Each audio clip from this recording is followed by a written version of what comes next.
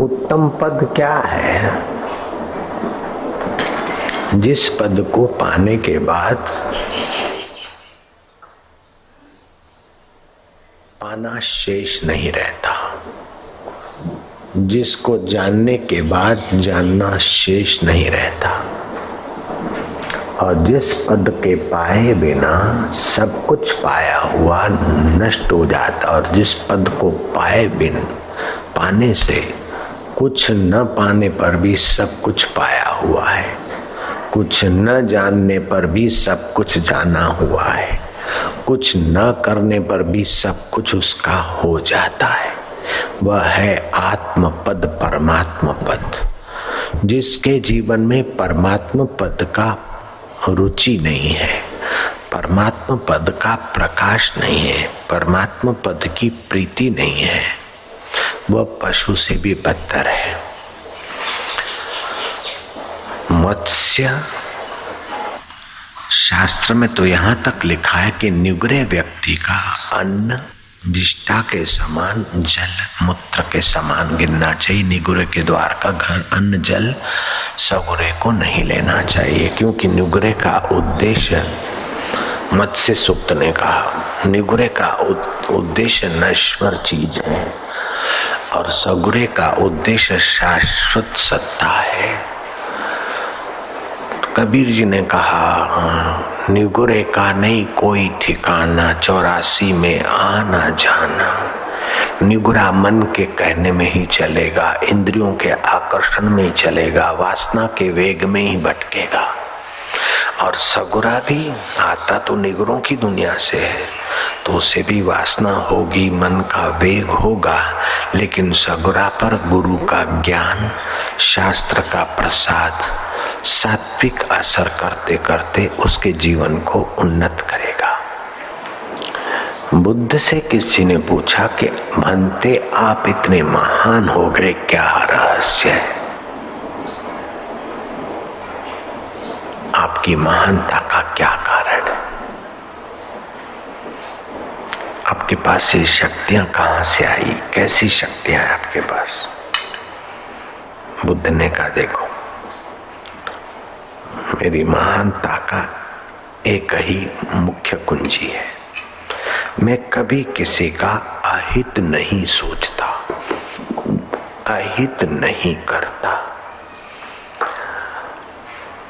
जितना हो सके दूसरे का हित सोचता हूँ, हित करता हूँ, सांत्वना देता हूँ, उसके दुख कम हो,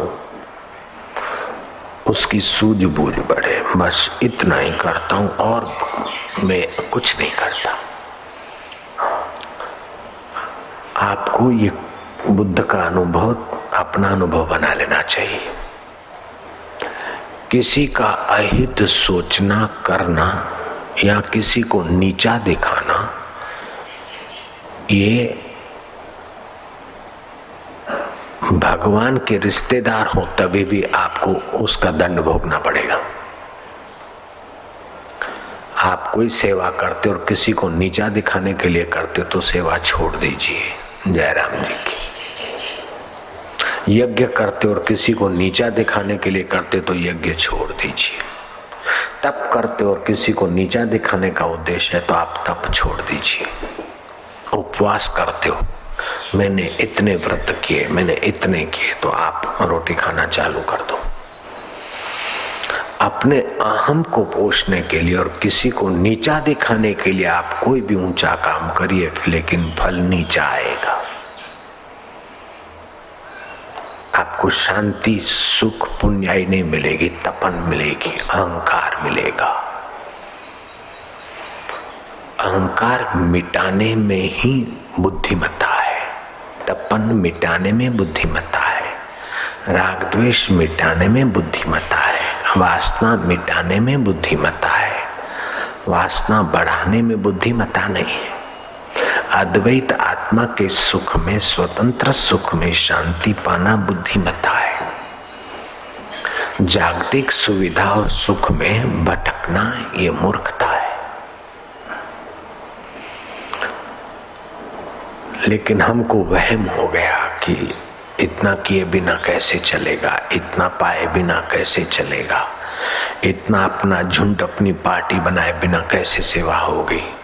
नहीं भैया, आपकी सोच को थोड़ा बदलिए लाला।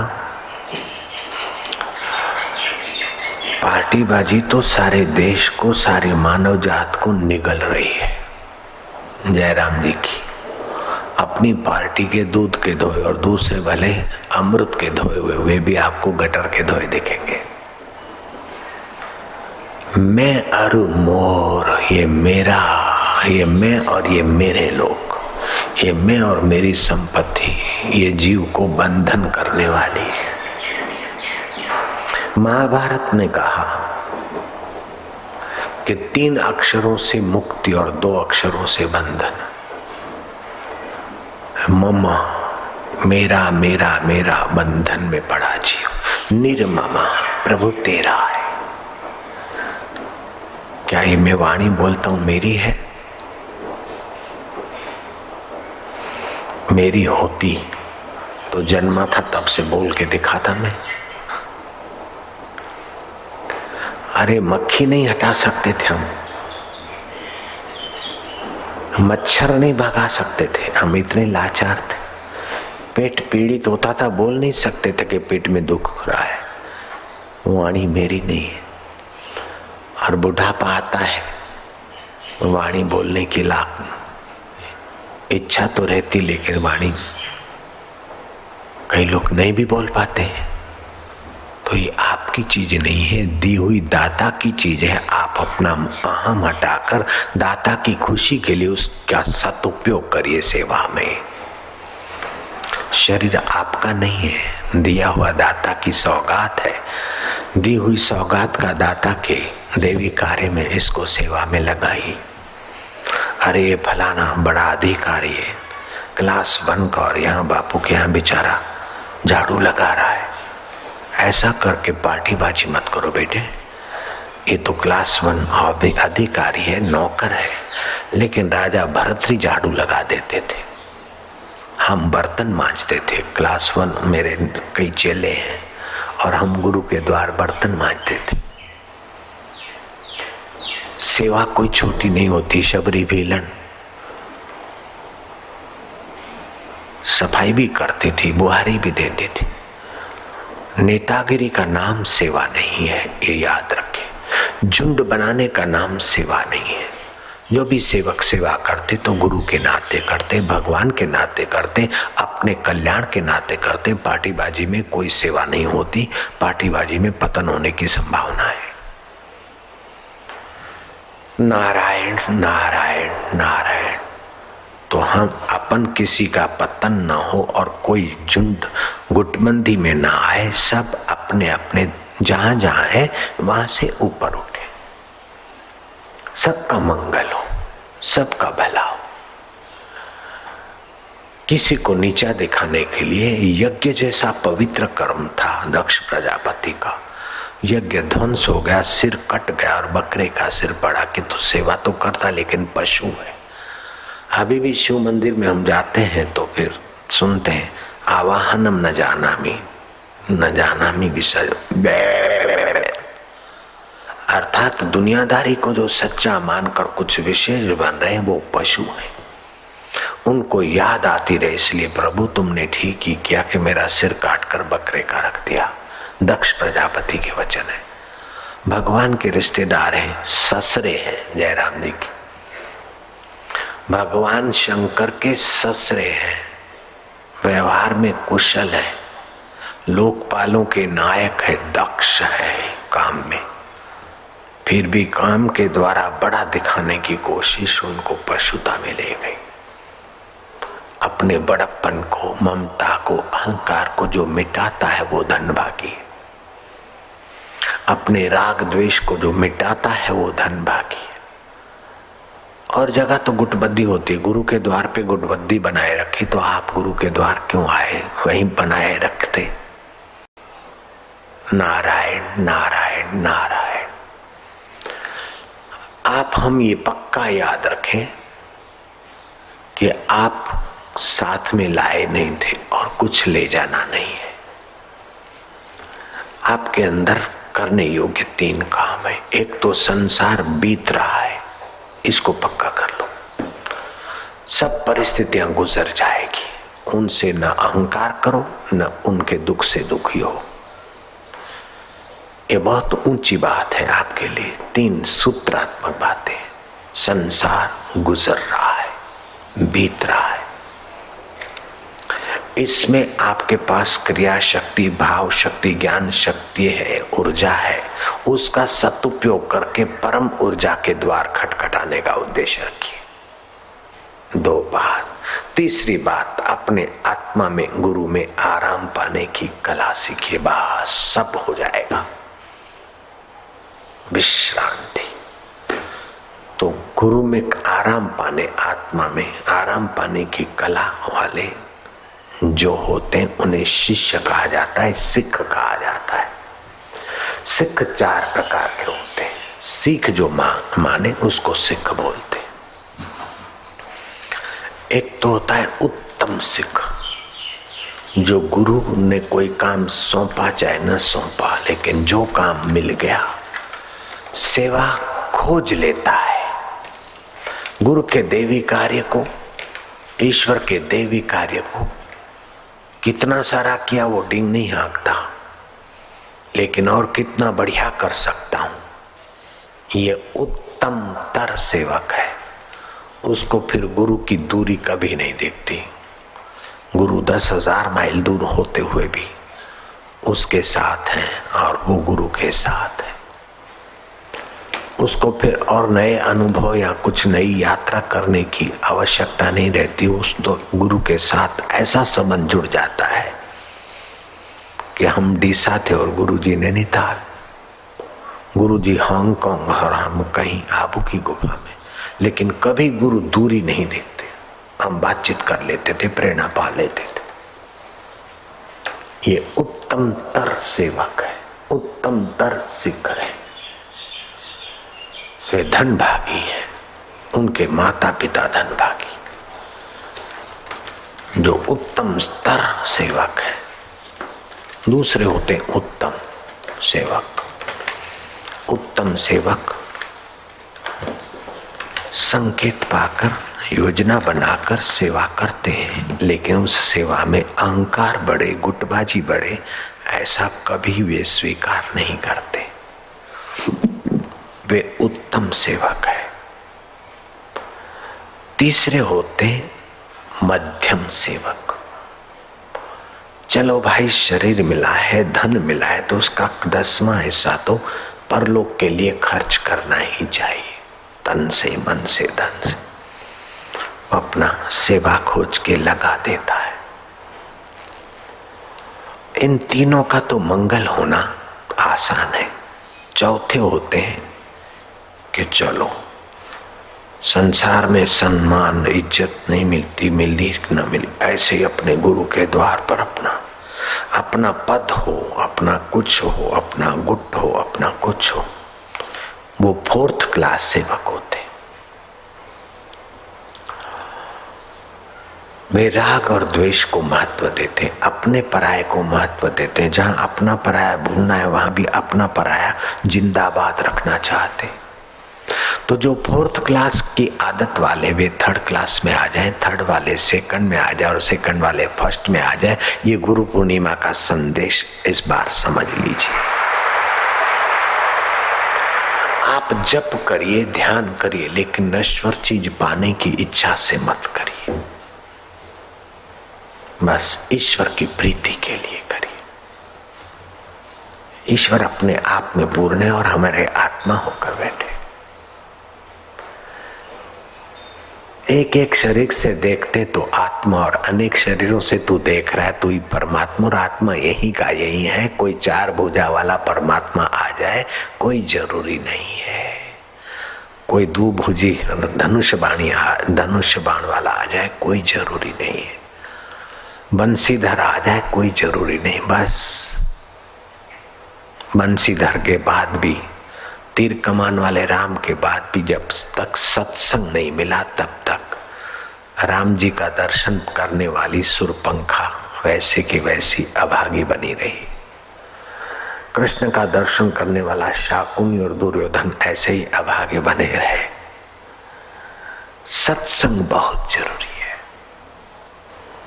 प्रचेताओं ने साधना की, भगवान शिव जी की तपस्या की, शिव प्रसन्न हुए, दर्शन दिया। प्रभु हमें ईश्वर प्राप्ति का मार्ग बताओ। भगवान नारायण संतुष्ट हो, नारायण की साधना का रास्ता बताया। नारायण का मंत्र जपा प्रचेताओं ने। भगवान नारायण वर्षों के बाद संकल्प उनका दृढ़ हुआ, पधारे, स्तुति की, अच्छा भी लगा। फिर कहते हैं, भगवान कहते हैं वरम ब्रूयात, मांग लो। प्रचेता कहते हैं प्रभु हम अपनी मति गति से जो भी मांगेंगे वो संसारी मति और गति है, सरकने वाला ही मांगेंगे। जिसमें हमारा हित हो वही दीजिए। नारायण प्रसन्न हुए कि जाओ तुम्हें सतगुरु की प्राप्ति होगी।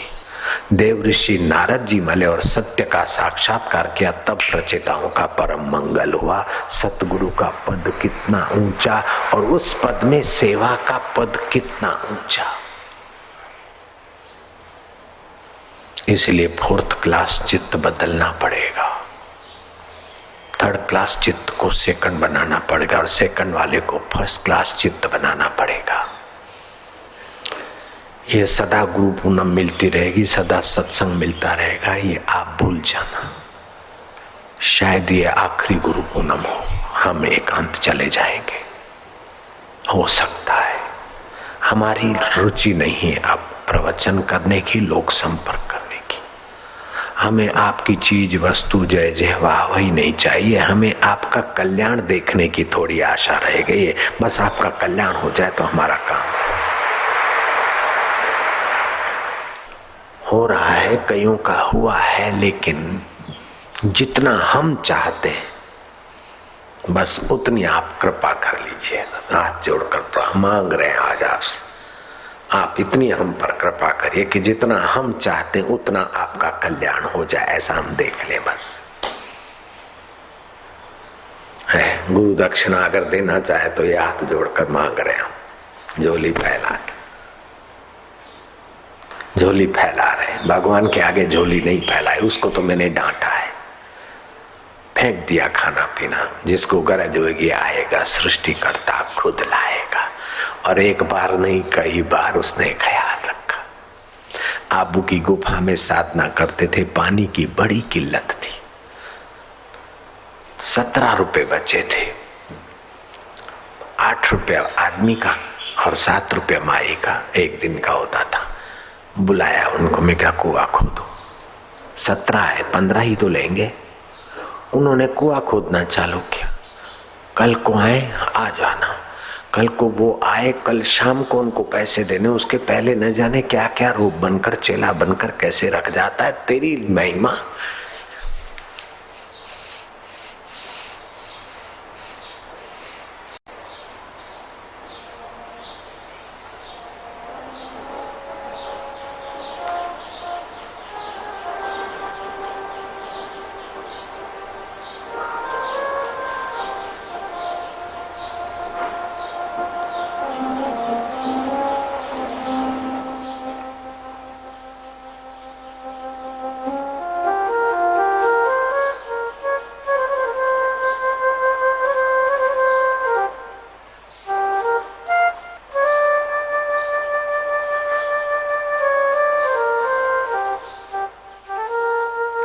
मत करो वर्णन, हर बेअंत है।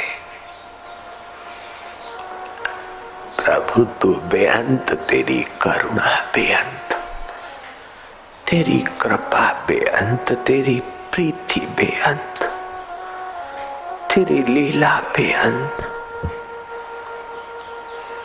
हे अनंत, तेरी महानता का कोई अंत नहीं और हमारे मन की बदमाशी और अधीरता का कोई अंत नहीं। तेरी गौरव गाथाओं का कोई अंत नहीं और हमारे अहंकार का भी कोई अंत नहीं। सब कुछ तेरा है, तेरी सृष्टि और तेरे दिए हुए सारे कुछ।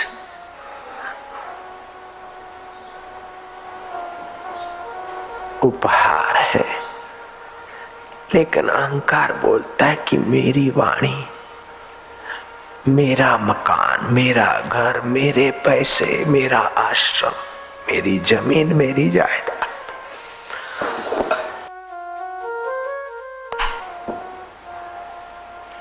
हे देव, तू सतबुद्धि दे। तू चाहे तो डाकू राम खान का मंगल कर सकता है, तू चाहे तो पापी से पापी को परिवर्तित कर सकता है देव। जयपुर के देहात का प्रसिद्ध डाकू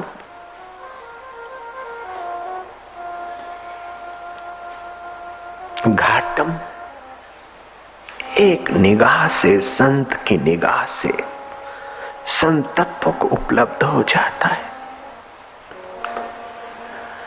डाकू राम खान महात्मा हरनाथ के संपर्क में आकर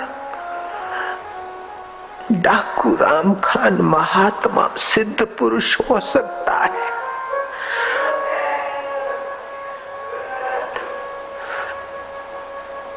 मूकम करोति वाचालम, गूंगा तेरी रहमत से बोल सकता है, अंधा देख सकता है, बुद्धू शास्त्र व्याख्या कर सकता है, भैंसा वेदों का पाठ उच्चारण कर रख सकता है। देव तू दया कर, सतबुद्धि दे, तेरी प्रीति दे, अहंकार की प्रीति छीन ले, तेरी प्रीति दे, तेरी दया कर दे, दया निधे। मैं निर्गुण यार की बेनती तुम सुनो गरीब नवाज,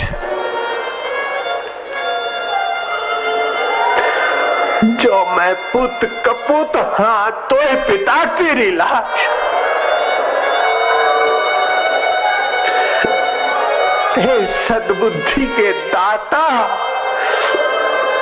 हमारी सेवा में बल नहीं, तुझे जान सके, खरीद सके, पहचान सके। हमारे जप तप में वो ताकत नहीं कि जगत नियता को तोड़ सके।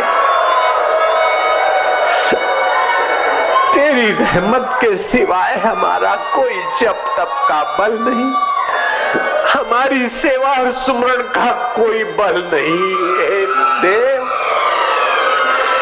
निर्बल के बलराम, निराधारों के आधार,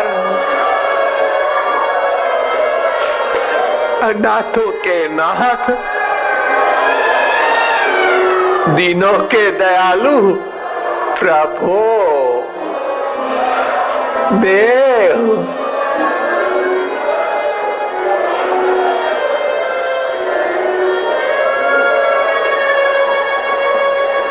करुणा वरुणा रया,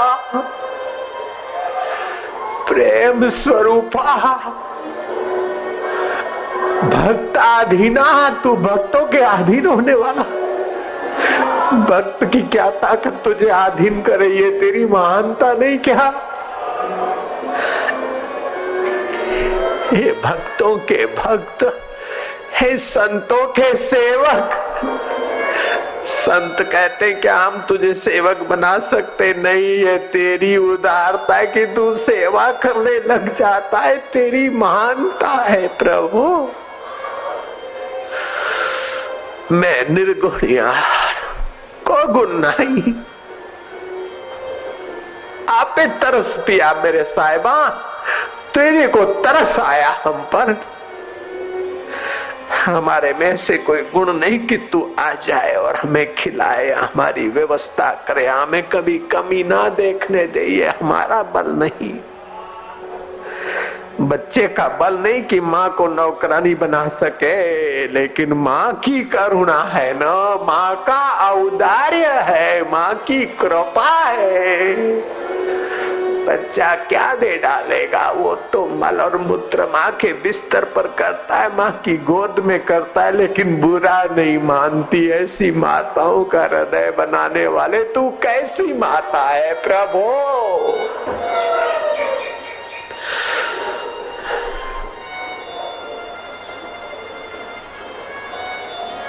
महाडकैत बड़े अपराधियों को भी तू जब तारना चाहता तो कोई देर नहीं तेरे को।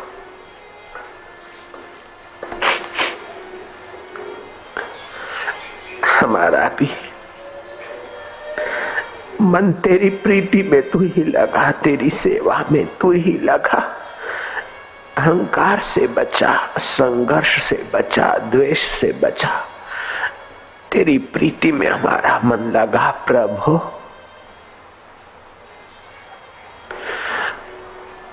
डाकू राम खान, जिसका नाम सुनकर बड़े बड़ों के छक्के छूट जाते थे, महात्मा हरनाथ जा रहे जंगल के रास्ते। लोगों ने बताया कि महाराज आपको जिंदगी प्यारी है तो उधर मत जाइए।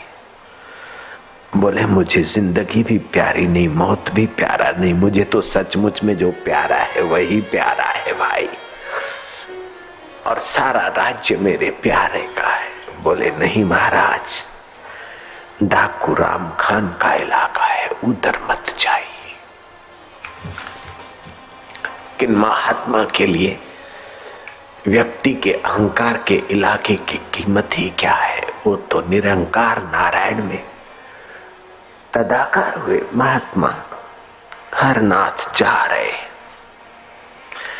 डाकू राम खान के इलाके में पहुंचे और देव योग से सामने से राम खान आ रहा है। 5 कदम की दूरी, 6 की नहीं, 7 की नहीं, 5 कदम गिन लो बस दूरी रह गई। राम खान आगे बढ़ने से रुक गया। महात्मा को देखता है सिर से पैर तक, पैर से सिर तक। यहां मेरे ग्रहों के सिवा कोई भटक नहीं सकता, और ये आदमी यहां तक पहुंचा है, क्या है?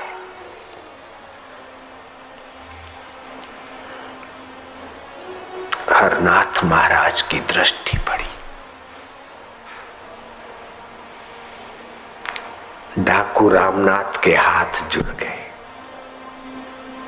सिर झुक गया, दिल बदल गया। महात्मन, मैं बड़ा पापी हूं, मैंने कईयों का धन लूटा है महात्मन, मैंने कईयों के सिर काटे महाराज, मैंने कई अबलाओं के सुहाग छीने महाराज, मैंने कई माताओं के लालों को जम के गोद में सुला दिया महाराज।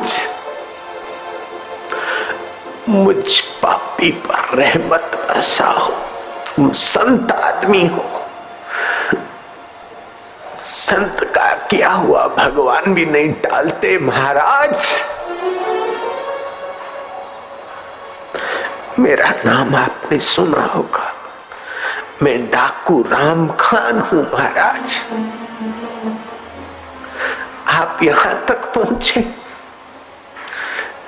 कैसे पहुंच पाए?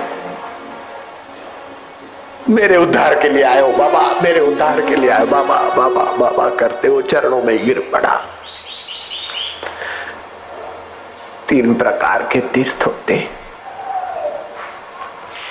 एक स्थावर तीर्थ, गंगा, यमुना, हरिद्वार, काशी, मथुरा, माया, पुष्कर आदि स्थावर तीर्थ होते।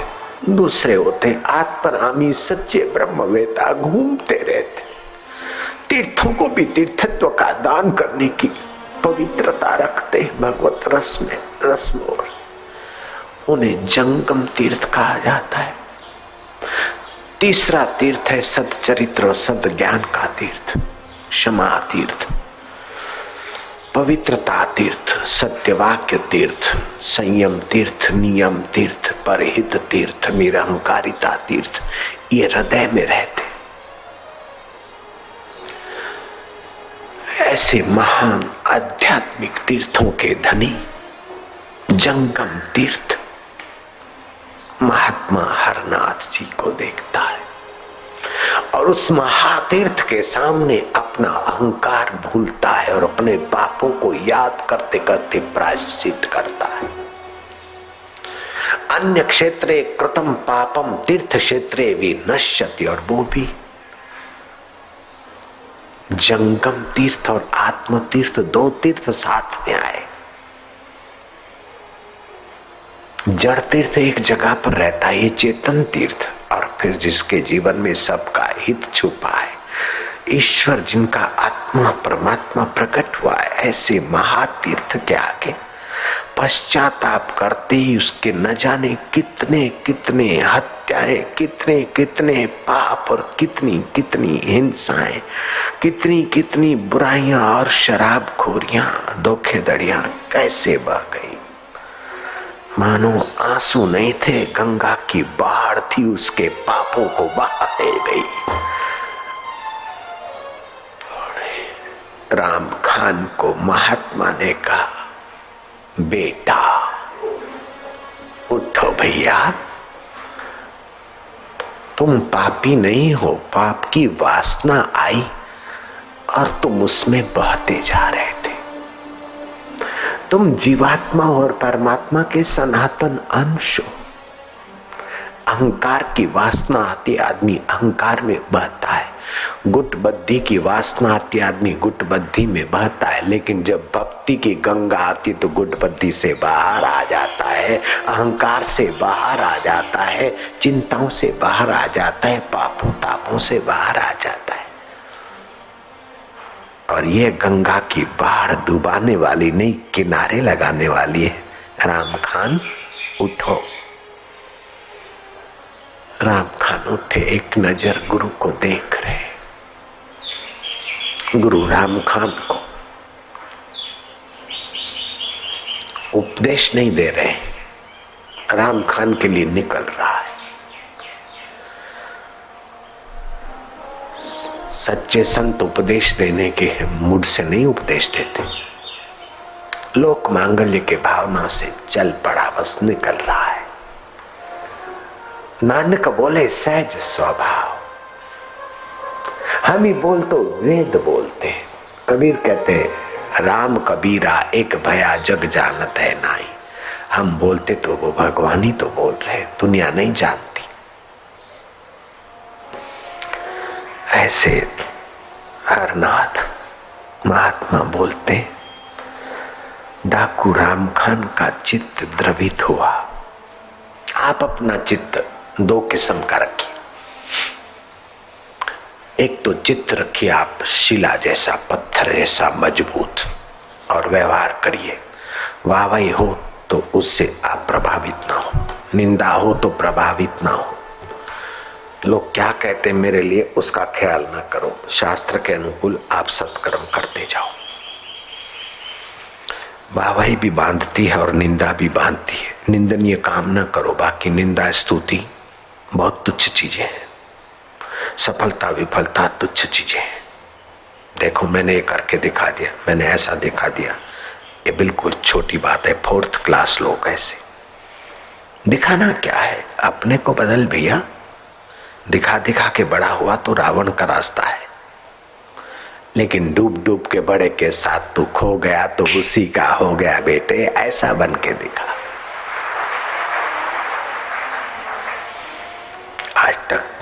आज तक डाकू राम खान होके दिखाना चाहता था।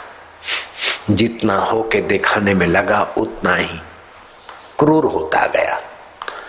अब होकर नहीं, मिटकर होने में लगा है। होकर दिखाना एक बात और मिटकर होने में लगना दूसरी बात है। बीज मिटता और वृक्ष हो जाता है। बीज मिटता है, वृक्ष हो जाता है। होके दिखाना अहंकार आगे है, मार खाएगा, टूट जाएगा, थक जाएगा, निराश हो जाएगा। दो रास्ते होते हैं, एक हार का और दूसरा जीत का। रावण ने, कंस ने, हिटलर ने, सिकंदर ने जीत का रास्ता पकड़ा था। मुल्क जीता, पड़ोस का मुल्क जीता, उसको जीता, उसको जीता, उसको जीता, उसको इकट्ठा किया। अंत में बुरी तरह मौत ने उनको हरा दिया, कब्रिस्तान में सुला दिया, नालत के जामे पहना कर। दूसरा होता है हार का रास्ता। नानक ने वो पसंद किया, कबीर ने वह, बुद्ध ने, महावीर ने, मीरा ने, गार्गी ने, मदालसा ने, भक्तों ने हाथा जोड़ी का। गुरुद्वारे में करोड़पतियों के बेटे जूते उठाते और बड़े प्यार से लेके रखते। तो क्या उनके पास 50-50 हजार 40 हजार पगार लेने वाले नौकर काम करते तो क्या ये जूते उठाने से क्या मिल जाएगा? अरे अहंकार मिटता है, मिटने का रास्ता है नानक का। ये फलाना आदमी क्लास 1 है और यहाँ झाड़ू लगा रहा बेचारा, इसका तो ख्याल करो। जरा भी ख्याल नहीं रखेंगे हम। जयराम जी की कोई ख्याल नहीं रखना है। क्लास 1 है, क्लास 1 A1 हो,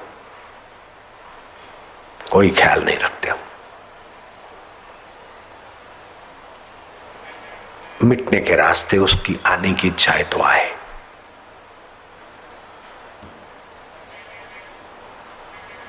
और आते हैं, और जितना मिटते हैं उतना ही वास्तविक में हो जाते हैं, और जितना होने के रास्ते लगे थे उतने बेचारे थके थे, तभी तो आए थक के। होने के रास्ते से थके हैं और बुद्धिमान है, तब मिटने के रास्ते आए। तुम लोग कौन से रास्ते आए? सारी सुविधाएं छोड़कर आए हो, सुबह 6 बजे के आए हो, 9:30 बजे तो दर्शन होंगे, और अभी कोई उठ नहीं सकता। भूख लगो, प्यास लगो, चाहे गर्मी लगो,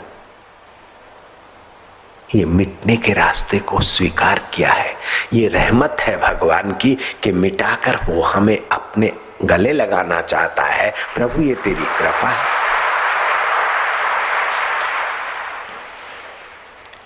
राम खान मिटने के रास्ते पर यात्रा पूर्ण किए हुए हरनाथ महाराज के चरणों में प्रणाम करता है। बाबा अब मैं तुम्हारी शरण, मेरा कुछ भी नहीं है बाबा। आज से ये शरीर तुम्हारा, मन तुम्हारा, धन तुम्हारा, सब कुछ तुम्हारा। बाबा ने कहा सचमुच? बोले हाँ। बोले जब सब कुछ मेरा तो पाप और चिंता तेरी कैसे हो सकती है? बेवकूफ, पाप और चिंता भी मेरी है। कैसे ये जंगम तीर्थ? 3 काम कर राम खान। क्रिया शक्ति, भाव शक्ति और ज्ञान शक्ति, ये 3 शक्ति सब में छुपी है। कर्म, उपासना और ज्ञान, ये 3 साधन है। सत्कर्म कर। आज तक जो गंदे कर्म किए थे, अब तू सत्कर्म कर। सत्संग में आते आते सत्कर्म की रीत सीखता जाएगा। प्राणायाम करने से तेरी प्राण शक्ति पवित्र होगी, मन शक्ति पवित्र होगी, मति शक्ति पवित्र होगी बेटे। और प्राणायाम सूरज का किरण निकले उसके पहले और चंदा की किरण शांत हो उसके बाद वातावरण में ऋषियों की कृपा होती है, गुरुओं का प्रसाद होता है, ओजोन वायु होती है, ऋणात्मक आयन होते हैं, धनात्मक ऊर्जा होती। प्राणायाम सुबह करना, आप थोड़ा शुद्ध हवामान में। दोषों की कमी होगी, सद्गुण तेरे उभरेंगे बेटे। और सत्संग और सेवा कार्य खोज लिया करना। गिरे हुए आदमी गिरते तो गिरते बड़ा जोर से, और जब चढ़ते तो चढ़ते भी बड़ा जोर से। बीच के लोग बेचारे ऐसे ही झूमते रहते हैं, झूले खाते रहते। महाराज क्या बताएं, राम खान नियम से प्राणायाम करता है और मूलाधार बंद करके प्राणायाम सिखा दिए गुरु ने। योनि को सकोड़ ले, पेट को अंदर रख, ठोडी को छाती के तरफ, ऐसे प्राणायाम कर। कुछ दिनों के बाद सिखा दिया। आप आज से ये समझ जाओ, त्रिबंध प्राणायाम जादुई उन्नति करेंगे, शारीरिक, मानसिक, बौद्धिक। शौच जाने के इंद्री को सकोच लेना, उसको मूलबंध बोलते। पेट को अंदर रखना, उसको उड़ियानबंध बोलते। ठोडी को छाती की तरफ लगाकर प्राणायाम करना, इसको जालंधर बंद कहते। आज से तुमको ये नया पाठ मिल गया। त्रिबंध प्राणायाम 7 कर। 7 बार इधर से लो, रोको, उधर से छोड़ो, फिर उधर से लो, रोको, इधर से छोड़ो, 1 हो गया। ऐसे 7 करना। मैं तुमको बता रहा हूं। दोनों नथुनों से श्वास ले, रोको, भगवान नाम गुरु मंत्र जपो, फिर दाया नथुना बंद करके बाहें से छोड़ो, रोग के कण निकलते जाएंगे। अगर थकान है तो फिर दाहें से छोड़ो, श्वास तो थकान मिटेगी। और रोग है तो बाहें से छोड़ो, 5 श्वास, रोग मिटेंगे। कोई भी रोग हो उसमें फायदा होगा, रोग मिटाने में मदद मिलेगी। सत्संग सुनते रहना, सत्संग परम औषध है। राम खान देखते ही देखते इतना विवेकी बन गया कि अपना धन संपदा है, अधिक सुविधाएं आदमी को खोखला बना देती, अधिक वाहवाही आदमी को अहंकारी बता देती, और संघर्ष आदमी की कमर तोड़ देता है। सत्संग से सुने हुए वचनों का बस पालन करने लगा। थोड़े ही दिनों में राम खान गुरु का सतपात्र साबित हो गया और फिर सदा के लिए संन्यास ले लिया और वृंदावन की कुंज गलियों में भिक्षा मांगकर खाता है। कहीं मौका मिलता है तो झाड़ू कर लेता है, बुहारी कर लेता है और भीतर भीतर अपनी साधना और स्मृति बनाए रखता। जिससे बड़े बड़े राजे महाराजे कांपते थे। अब वो सड़क पे झाड़ू लगा रहा है, कोई ठोकर मार के चला जाता है तो शरीर को ठोकर लगती, लेकिन राम खान के दिल को ठोकर नहीं लगती, क्योंकि दिल में दिलदार पैदा हो गया है, प्रकट हो गया है। और अभी तो तुम्हें कोई गुरु भाई आगे आए तो ठोकर लगता है, कोई गुरु भाई को सेवा नजीक मिले तो ठोकर लग जाती है, कोई गुरु भाई कुछ कह दे तो ठोकर लग जाती है। तो तुम्हारे हृदय पर गुरु को दया आती है, पीड़ा होती है।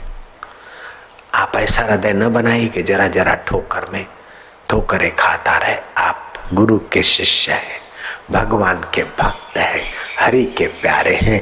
अपने हृदय को रबर की नाई बनाए ताकि ठोकर की असर ना हो, दिल भर का सुगंध, सुवास और माधुर्य आए। ओम आनंद, ओम माधुर्य। दादू दीन दयाल संप्रदाय की परंपरा में मेरे गुरु जी थे और अपन भी हैं। आने जाने वाले लोग रास्ते में कहीं कांटे न लगे तो झाड़ू लगा लेते थे। सेवा शरीर से, तन से सेवा, मन से सुमरण, बुद्धि से ज्ञान। उनका यश और उनका दर्शन का प्रभाव ऐसा कि दूर दूर तक उनकी ख्याति फैल गई। एक तहसीलदार को लगा कि मैं दादू दीन दयाल महाराज के दर्शन करने जाऊं। सरकारी पैस अफसर, अंग्रेजों का शासन, सरकारी चने खाया हुआ घोड़ा और सरकारी रिश्वत लिया हुआ साहब, तबड़ाक तबड़ाक तबड़ाक तबड़ाक जंगल में सुबह निकला, लेकिन यहां तो कोई मनुष्य दिखाई नहीं दे रहा है। पगडंडी से घोड़ा भगाया जा रहा है। इतने में एक आदमी बुहारी लिए हुए रास्ता साफ कर रहा है, कांटे हटा रहा है। बोले, रे इस जंगल में दादू दीन दयाल भगवान रहते, पता है तुझे? आदमी चुप रहा। अरे बोल, मेरा तो पसीना निकल रहा है, तू चुप है। घोड़े से उतरा, उस झाड़ू लगाने वाले का कंधा पकड़ा। अरे बोल, कुछ तो बोल। कुछ नहीं बोला। तू बहरा है क्या? चिल्ला के बोला। तो चिल्लाने से भी नहीं सुनता तो तू पागल है क्या? पागल की भी तू रीत नहीं है। मार दिया एक दो गुस्सा। अरे तू पत्थर का है क्या? पटक दिया उसको। आखिर तू कौन सी बला है? कुछ नहीं बोला। वो थक कर तहसीलदार आगे निकला। भटकते भटकते उसी पगडंडी पर पहुंच गया जहां दादू दीनदयाल की कुटिया थी। देखा कि यही आदमी जिसकी मैंने पिटाई की, और सेवक लोग चरण रज ले रहे। पूछा कौन है? बोले भगवान दादू दीनदयाल। तहसीलदार की हेकड़ी सदा के लिए गायब हो गई। चरणों में ऐसा गिरा जैसे सूखा बांस के महाराज, मैंने तुम्हारी इतनी पिटाई की, मैं इतना अहंकारी, इतना अपराधी कि तुम्हारे जैसे महापुरुष को छूने के बाद भी मैं नहीं बदला, दर्शन करने के बाद भी नहीं बदला। महाराज अब आप ही बदलोगे बस। महाराज के चरणों में सिर पटक रहा है तहसीलदार, प्रायश्चित कर रहा है। सच्चे हृदय से किया हुआ प्रायश्चित पापों का शमन करता है। गुरु कोई सीख दे और चेला बोले नहीं गुरु जी ऐसा नहीं ऐसा है, तो उस चेले का बड़ा दुर्भाग्य जो सफाई देता है। अपनी गलती स्वीकार नहीं करता, वो गुरु को बहुत कष्ट देता है, बहुत मेहनत करवाएगा, तब कहीं गुरु को समझ पाएगा। जो सफाई मारता है और अपनी गलती बताने वाले का शुक्र अदा नहीं करता गुरु का, वो चेला नहीं, एक प्रकार की जोंक है गुरु का। गुरु का पाप ही चेले का रूप लेके आया। जय राम जी की। हे राम जी, पुरोहित बनना उचित नहीं, अच्छा नहीं, लेकिन तुम इस कुल में आने वाले हो तो उसीलिए मैंने ये पुरोहित पद स्वीकार किया। गुरु बनना एक अभिश्राप है। इस अभिश्राप का फल मैं भोग रहा हूं। गुरु नहीं बनता तो अभी मैं यहाँ नहीं बंधन में होता, भोपाल में नहीं बंधता, सूरत में नहीं बंधता, अहमदाबाद में नहीं बंधता, मैं हिमालय की एकांत गुफा में ब्रह्म सुख में मस्त होता। ये मेरा श्राप अभी मुझे भटका रहा है। आपको लगता होगा बापू मौज में है। खैर दुखी तो नहीं हूं, लेकिन मैंने बड़ी भारी गलती की गुरु बन के। गुरु बनना बहुत बहुत खतरनाक है।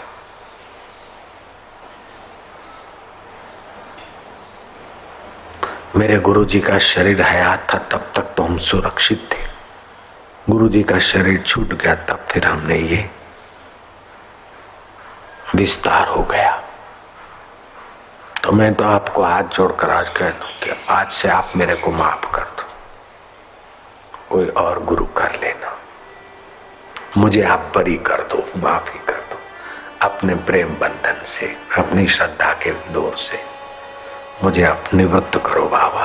64-65 साल हो रहे, नानक 60 साल में निवृत्त हो गए, मुझे तुम नहीं करने होने दे रहे हो। तुम्हारे संकल्प घसीट के ले आते, मेरा कोई संकल्प नहीं सत्संग करने का, गुरु पूर्णिमा मनाने की मेरी कोई इच्छा नहीं। मुझे आपका एक रत्ती एक मूंग भी नहीं चाहिए। पहले जवानी थी जब खा सकता था, तब भी ईश्वर को मैंने चैलेंज कर दिया, ठुकरा दिया। तो अब तो खाने की जरूरत भी कम पड़ गई, तो अब मुझे क्या चाहिए?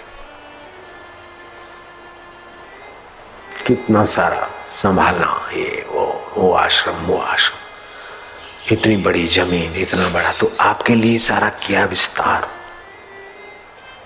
बख्शन हारे बख्श लो चेले भगवान, मुझे आप फ्री कर दो।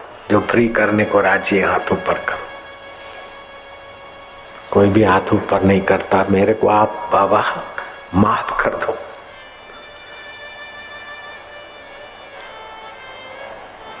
लेकिन अब की बार गुरु पूनम ऐसे अपन रूबरू मनाए या आमने सामने रहे, ऐसा आप संकल्प न करना। घर बैठे भी हो सकता है। आप ऐसे उत्तम अवस्था में आ जाओ कि प्रसाद की लाइन न लगानी पड़े और रूबरू मिलना ना पड़े, दूर से भी काम हो जाए, ऐसा भी हो सकता है। वो इतने महान महात्मा हो गए, मैं आपको क्या बताऊं। डाकू राम खान, गुरु ने कहा, बेटा दूसरे के मन की बात या अपना भूतकाल और भविष्य काल तू जानने लग गया, उसमें रस मत ले, नहीं तो शोक और मोह और अहंकार आएगा। रिद्धियां सिद्धियां आ गई, लेकिन अपने लिए इसका खर्च मत करना। और तेरे मन में ये चल रहा है वो चल रहा है ऐसा बताकर शेखी मत पकड़ना, नहीं तो फंस जाएगा। इतना प्यारा शिष्य हो गया कि उसके जीवन में जो शक्तियां सिद्धियां सफलताएं आ रही है, गुरुजी पहले ही बता रहे कि बेटा इससे ऐसे बचना, इससे ऐसे बचना। हमने तो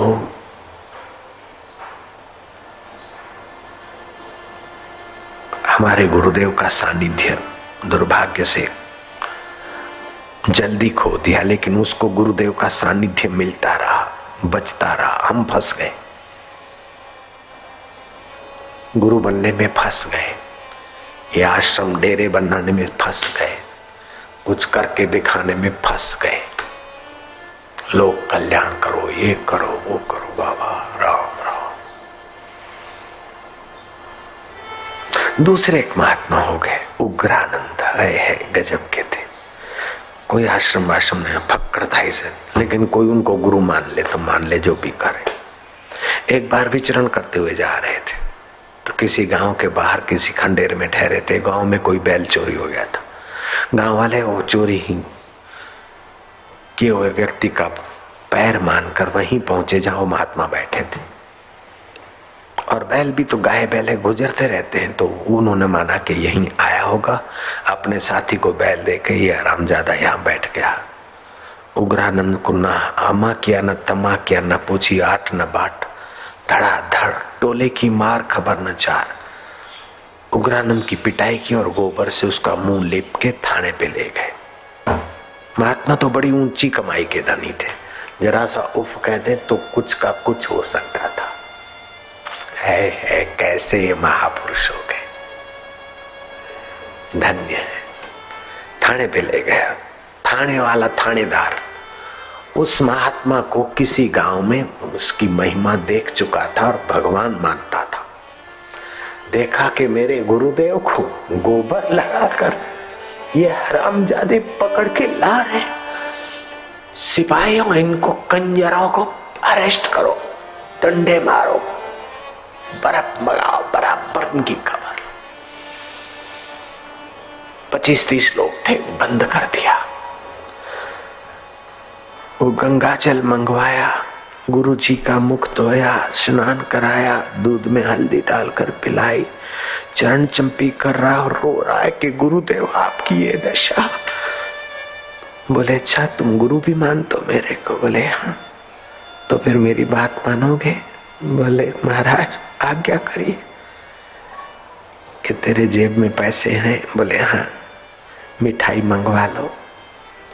जितने पैसे थे मिठाई मंगवा ली। जाओ इनको खिला दो, जिनको तुमने लॉकअप किया उनको खिला दो। अरे महाराज आप क्या हो, भगवान हो, भगवान के गुरु हो आप तो। भगवान तो कंस को मजा चखाते, लेकिन आप तो कंस जैसों को भी क्षमा कर देते, उनका बुरा नहीं चाहते, बुरा नहीं करते, बुरा नहीं सोचते। आप भगवान हो। भगवान कहना आपकी मखौल है महाराज। भगवान भी आप जैसे संतों के पीछे पीछे जाए। मेरे गुरुदेव आप महात्मा हो। महात्मा को महात्मा कहना क्या बड़ी बात है। भगवान कहना, सेठ को सेठ कह दिया तो क्या बड़ा तुमने। शेखी बघेरी सेठ को नगर सेठ कर दिया तो उसका जरा विशेष कर दिया। ऐसे महात्मा को महात्मा कह दिया उस क्या बड़ी बात। आप तो भगवान हो और भगवान कह दिया तो क्या बड़ी बात है। आप तो महाराज ब्रह्मवेता हो, आप तो साक्षात ब्रह्म हो, जिसमें कई भगवान अवतार ले लेकर लीलाएं दिखा दिखा कर अदृश्य हो जाते। आप चिदानंद स्वरूप हो, परमेश्वर हो। दिखने में पीएसआई था, लेकिन महात्मा का उत्तम सेवक था। मनी मन गुरुवर का ध्यान चिंतन करता था। वो गुरु में गुरु उनमें ऐसे हो गए जैसे एकलव्य द्रोणाचार्य के नजीक तो नहीं रह पाए। अर्जुन नजीक था, और आत्मसात किया था गुरु की कृपा को, फिर भी एकलव्य हृदय से इतना नजीक हो गया कि अर्जुन भी उनके आगे नन्हा दिखे। ऐसे उत्तम तर शिष्य कोई कोई होते, दूसरे उत्तम होते, तीसरे मध्यम होते और चौथे तो गुरु को थका देते। पार्टी बाजी, ये वो, राग द्वेष कपट कावा दावा। कभी कभी तो ऐसे लोग सोच लेते कि गुरु को मजा चखा रहे। अब बेचारे भगवान उनको सद्बुद्धि दे, ऐसे तो कोई होंगे नहीं। अगर कोई होते हैं तो गुरुदेव तो मजा नहीं चखते, लेकिन ऐसा सोचने वालों के बेचारों की हालत बुरी हो जाती। डीसा में कुछ थे कोई ऐसे सज्जन, तो हमने उनको रखा था खजांची में। फिर हमने कहा कि भाई वो लोगों ने धर्म के पैसे दिए, उसका हिसाब। तो उसको लगा कि महाराज कैसे, फिर उसने जरा इधर उधर। अब धर्म के पैसे कोई रखे तो कब तक सुखी रहेगा। तोबा रे तोबा। डेसा का वो सेठ, बड़ा सेठ हाथी, देखते देखते एक बड़े भाई को कैंसर हुआ और आंख से कीड़े निकलने लगे, और छोटा भाई को हार्ट अटैक हो गया, मर गए। बड़ी दुकान चौपट हो गई। अब 2-3 खानदान हो गए। खानदान में कोई लड़के का जन्म नहीं होता, कन्याएं आती है और कन्याएं पराये घर चली जाती। लड़का आ गया तो बस दम टूट जाता, मर जाता है। हमारे तरफ से तो हमने कुछ बद्दुआ नहीं दी, लेकिन कुदरत कैसा उसको सबक सिखा दे। दूसरा नंदीराम सेठ था, 7 दुकानों का मालिक। मैंने उसको बोला कि तुम भाई शराब मांस छोड़ दो। उसने हाँ बोली। बाद में गुरुजी ने मेरे को घर जाने को कहा, मैं घर चला गया भाई संसारी जीवन जीने के लिए। हालांकि घर कितना रहे हो तो भगवान जानते, आप भी जानते हो। उसने बोला बापूजी जब विरक्त नहीं रहे, बापूजी घर गए, गृहस्थी जीवन जीते, तो फिर बापूजी जब साधु थे तब मैंने मांस छोड़ा था। वो जरा खाया, मांस खाया, बेचारे को पैरालाइज हो गई। हे भगवान, हम नहीं सोचते थे ऐसा हो ऐसा। और फिर 7 दुकान का मालिक इतना कंगला हो गया कि 4 पहिए वाली लारी में उठाकर ले आए कि साईं माफी दो इनको। वो बेचारे बोल नहीं सकते थे, बीमार थे। हमारे चित्त में हुआ कि तू कितना तू दंड देने में, तेरा अपराध करने वाले को तू कुछ नहीं करता, लेकिन तेरे प्यारे संत का कोई थोड़ा अपराध करता तो तू उसकी खबर ले लेता है। जब तक संत उसे क्षमा न करे तब तक वो कहीं का नहीं रहता। तू कैसा है, तेरी कैसी लीला है, कैसी व्यवस्था है। नानक संत भावे ताले उबार। तो ऐसे संतों का सत्संग, ऐसे संतों के प्रसाद को पचाकर अपना उद्धार करने के दिवस की स्मृति का नाम है व्यास पूर्णिमा, गुरु पूर्णिमा। गुरु माना बड़ी पूर्णिमा, व्यास माना जो हमारी वृत्तियों को अनुचित से हटाकर उचित की व्यवस्था करने में सक्षम हो, हमारे जन्म और मरण के वासनाओं को मिटाकर अमर सुख देने की रीत बात में, व्यवस्था में जो कुशल हो वे व्यास होते। ये व्यास पूर्णिमा भगवान वेद व्यास की स्मृति में मनाई जाती। व्यास पूर्णिमा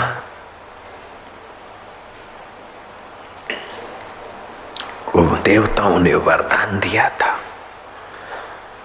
कि इस पूनम का जो शिष्य साधक आदर करेंगे वे वर्ष भर के सत्कर्मों को करने का पुण्य प्राप्त करेंगे।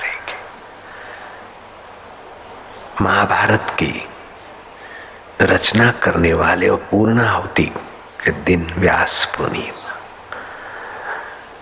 पंचम वेद के रचयिता भगवान व्यास का सतशास्त्र, सतगुरुओं का प्रसाद। गुरु की महिमा किया कहा, गुरु विवेक सत शरण सरोवर।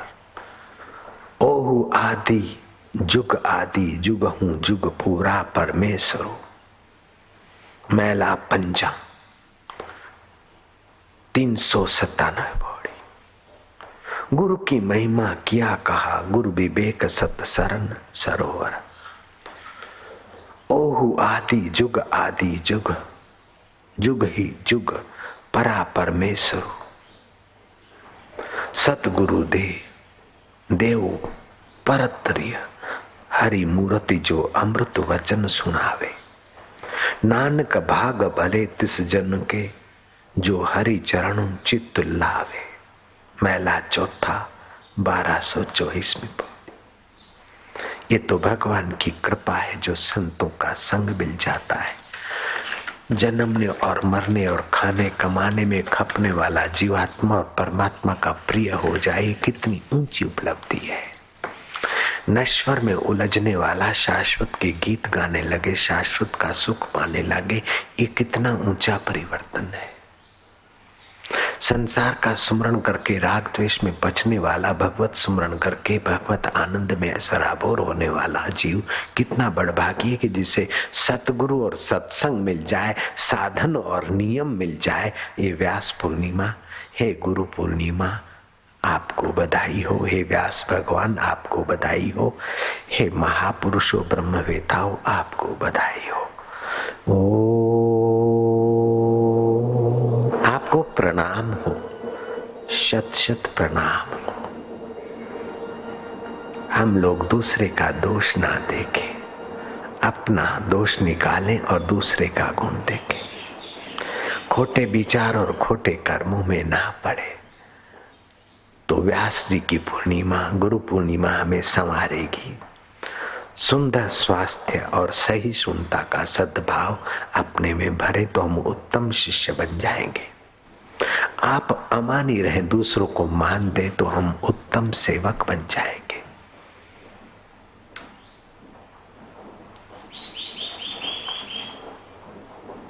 दूसरे का मान और दूसरे के महत्व को स्वीकृति देंगे तो आपका महत्व सचमुच में संभलेगा। आनंद और प्रसन्नता का स्वभाव बनाओगे तो आप सफल सेवक हो जाओगे। आत्म संयम बनाओगे, चिड़चिड़ा और गुस्सेबाज स्वभाव पर विजय पाओगे तो आप विजयी बनोगे।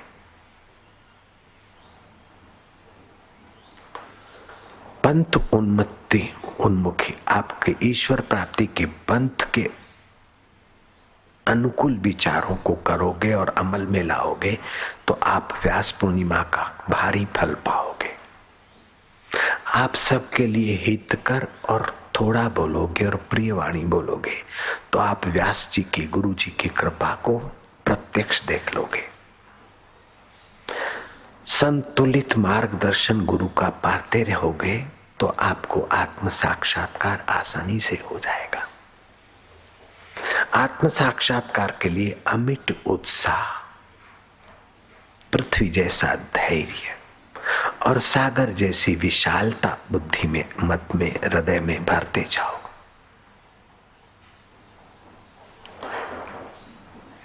एक डाकू देखते देखते सुधर सकता है, एक महा अपराधी महापुरुष हो सकता है। रिद्धि सिद्धियों का धनी होने के बाद भी रिद्धि सिद्धि का उपयोग नहीं करता वह डाकू। अब उसे डाकू कहना अपराध है। वो महापुरुष जिसने कई हत्याएं की, राम खान ने, अब तो राम रस है वो, उनका नाम राम रस स्वामी पड़ गए। राम खान डाकू नहीं, राम रस स्वामी। महात्मा हरनाथ ने उनका हर लिया पाप ताप अहंकार, उनके दोष हर लिए उनके सत्संग ने, उनकी साधना ने। काश हम सभी के दोष और पाप और अहंकार व्यास पूर्णिमा तू हर ले, व्यास भगवान तू हर ले। उन्नावा जिले के स्वामी उग्रानंद की कैसी समता है, दादू दीनदयाल महाराज की कितनी सहिष्णुता और परोपकारिता है। काश ऐसे सत्पुरुषों के सद्गुण हम चुरा ले तो भी हमारी व्यास पूर्णिमा अनंत गुनी पुण्यदायी हो जाएगी। सतगुरु देव परत्रिव हरि मूर्ति जो अमृत वचन सुनावे। सामने वाला क्या बुरा करता वो मत सोच, तू कितना उसमें से अपना मंगल कर सकता है ये सोच, उसका मंगल सोच सकता है, तेरा सचमुच में मंगल होगा। बुरे से बुरा करना कोई बहादुरी नहीं है। भले से तो सभी भलाई करते, लेकिन बुरे के लिए भी भलाई सोचना, ये महात्मा उग्रदास का स्वभाव और उस उन्नाव जिले के पीएसआई का, सिपाही का आगेवान स्वभाव। धन्य है वो पुलिस ऑफिसर और धन्य है उग्रानंद महाराज। अगर उनको दंड देते तो क्या गांव वाले सुधर जाते? नहीं, गांव वाले पानी पानी हो गए उन्नाव जिले के। अरे ये महात्मा है तो भगवान है, भगवान के गुरु है। अरे ये पीएसआई है, नहीं नहीं कि ये भी महात्मा है रे। वो पीएसआई को भी आदर देने लगे और महात्मा के तो वो भगत बन गए उग्रानंद के। द्वेष का बदला द्वेष नहीं, द्वेष का बदला क्षमा। ठगी से किसी का भला नहीं हुआ, धोखे से अपनी योग्यताओं का ह्रास होता है। जो कुछ योग्यता है उसको सचमुच में ईश्वर की प्रीति के लिए खर्च हो। मैं हाथ जोड़ के प्रार्थना करता हूं, आपकी अनंत योग्यताएं विकसित होने का इंतजार कर रही है। मैं हाथ जोड़कर कह रहा हूं आपको, मेरे अनुभव की बात है, महापुरुष के अनुभव की बात। आप किसी को नीचा दिखाकर बड़ा मत होइए, बड़ा बनाकर बड़ा बनाने वाला हो जाइए। आप हुकूमत चलाकर बड़े मत बनिए, लेकिन उसका हुक्म मानकर। संसार बदलने वाला है और परिवर्तनशील है, से ऊर्जा पैदा होती है और सत्य स्वरूप आत्मा है। तुम्हारे द्वारा देखता है तो आत्मा है और सबके द्वारा देखता तो वही परमात्मा है। अब अपने पराये को तुम नीचे उतारते हो तो उसकी गहराई में किसको तुम नीचे उतार रहे हो, वो नहीं देखता है क्या? काहे को गलतियां करें? और गलतियों को ढकने के लिए 100 गलतियां करनी पड़ती, झूठ को ढकने के लिए 100 झूठ बोलने पड़ते। काहे को?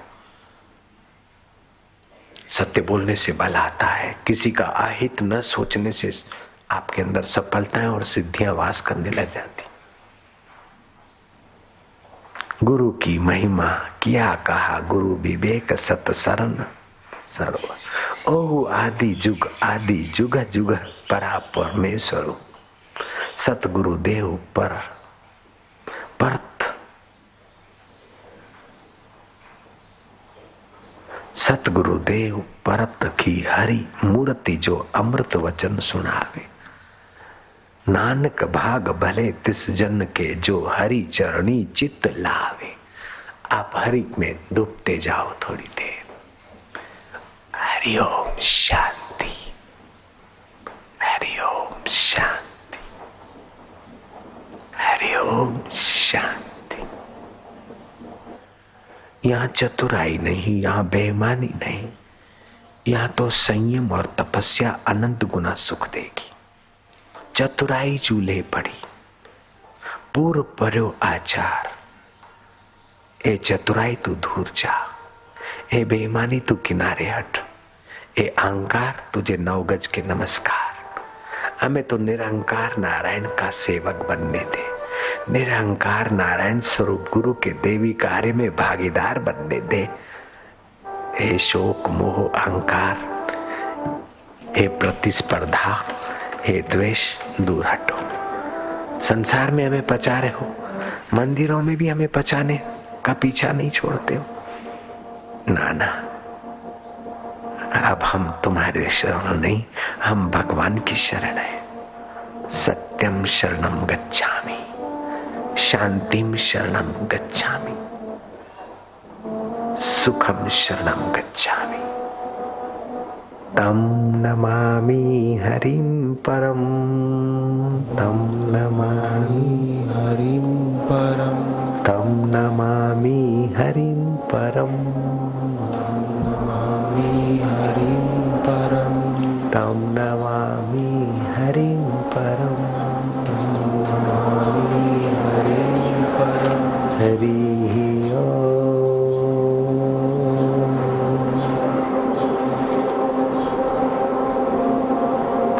की तपस्या तो भारी हो रही है। सचमुच आप सभी को हम प्रणाम करते हैं, आपकी तपस्या का हम आदर करते हैं।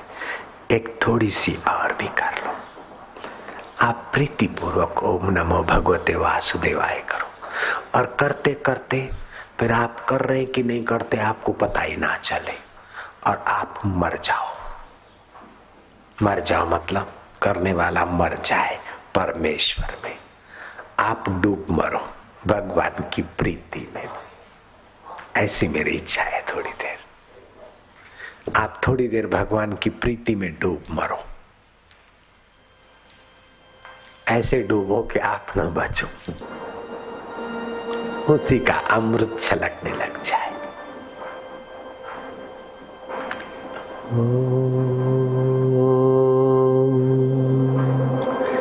नमो भगवते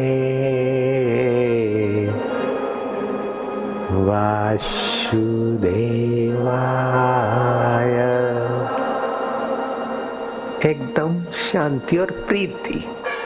जैसे गाली सुनकर गुस्सा आता है ना, ऐसे ही बस बोलते ही वो माना सारे ब्रह्मांडों में जो व्याप रहा है। नमो माना उसको नमन है। भगवते माना जो भगवत अवतार भी ले लेता है, और वासुदेव माना जो अभी भी बसा है सब में। यहाँ हम उसमें अमृतमय हो रहे, सुखमय हो रहे, शांतिमय हो रहे, प्रीतिमय हो रहे।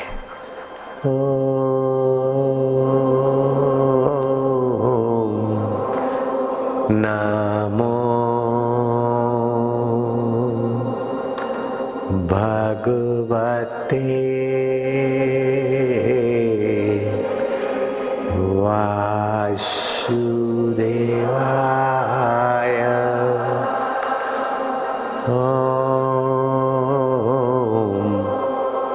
नमो भगवते वासुदेवाय।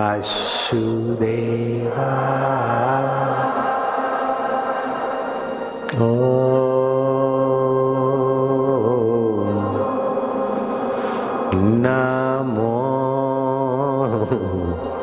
खुशी होने लगे, भगवते वासुदेवाय।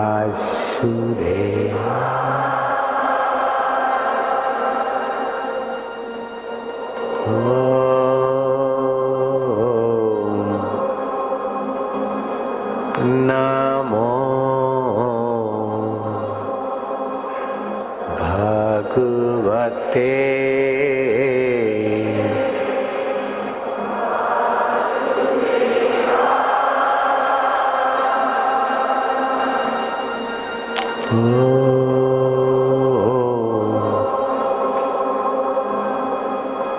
नमो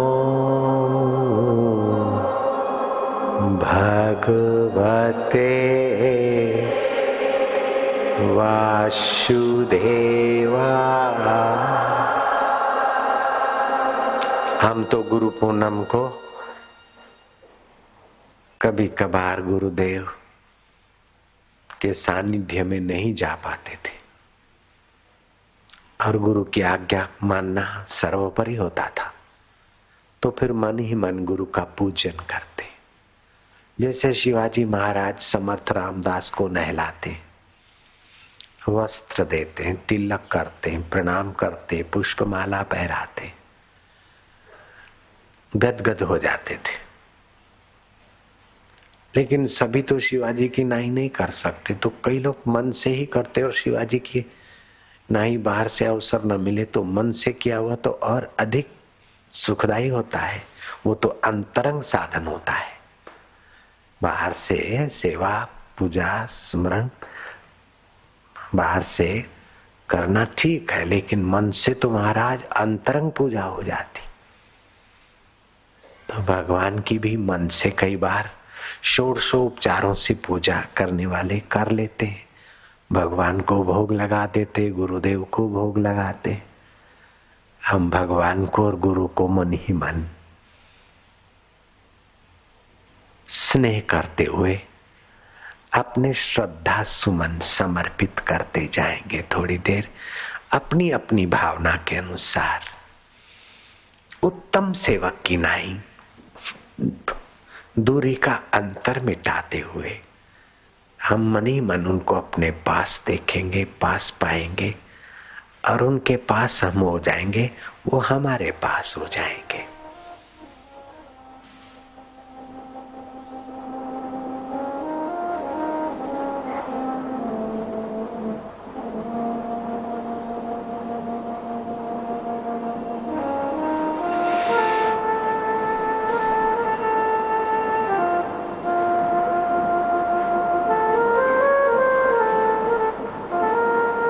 गुरु की सेवा साधु जाने, गुरु सेवा क्या मुड पिछाने, आज्ञा सम नहीं साहेब सेवा। गुरु कृपा ही केवलम शिष्यस्य परम मंगलम। राम खान को गुरु ने कहा, बेटा देवताओं की मसलियतें और लोगों की वाहवाही की तरफ ध्यान मत देना। रिद्धि सिद्धियों के प्रलोभन और लोग तुम्हारे तरफ आकर्षित होने लगे तो तुम उधर महत्व बुद्धि मत करना, नहीं तो साधना से तुम भटक जाओगे। कैसे गुरु है? अपने जीवन में आने वाले सारे विघ्न बाधाओं का उपयोग शिष्य के जीवन में निर्विघ्न निर्बाधा महासंपदा लाने में करते हैं। ऐसे गुरुओं को व्यास पूर्णिमा के दिनों में अपना ऋण चुकाने के लिए, अपना हृदय पावन करने के लिए और नई सीख, नई समझ, नई रीत और नया उत्साह लेने के लिए जो उत्सव मनाया जाता है वह व्यास पूर्णिमा उत्सव है, गुरु पूर्णम उत्सव है। गुरु की सेवा साधु जाने, गुरु सेवा कहाँ मुंड पिछाने। गुरु सेवा सब अनहु पर भारी, समझ करो सोई नर नारी। गुरु सेवा सो विघ्न विनाशे, गुरु सेवा सो विघ्न विनाशे। दुर्मति बाजे पातक नाशे। गुरु सेवा 84 छूटे, गुरु सेवा से 84 छूटे। आवागमन का डोरा टूटे, गुरु सेवा का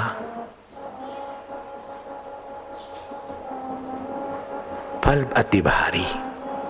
गुरु सेवा यमदंड न लागे, गुरु सेवा यमदंड न लागे। राम खान के कितने पाप, कितनी हत्याएं, लेकिन कहाँ लगा पाप और कहाँ रही हत्याएं। कहाँ रहा राम खान का डाकूपना। स्वामी राम सेवक है।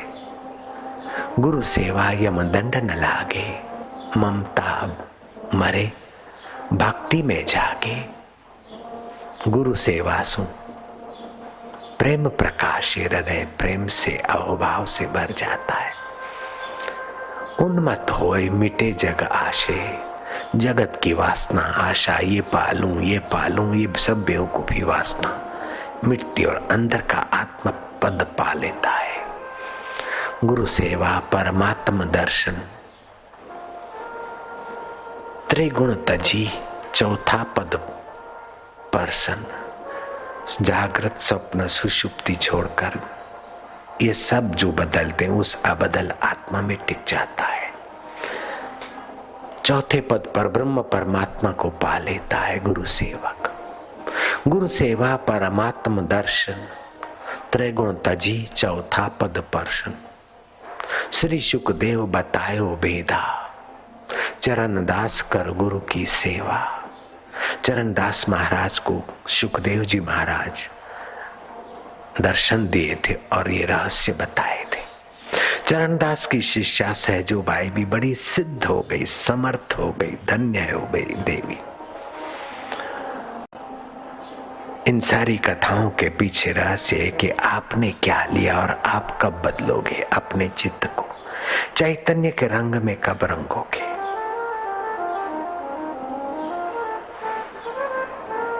भगवत प्रार्थना से, भगवत ध्यान से शांति, शक्ति, भक्ति और आनंद हृदय में आने लगे। भगवान और गुरु की उपलब्धि, सानिध्य मंगलमय है, रोग और शोक को नाश करने वाला है। और अपने आत्मविश्वास भरने वाला है।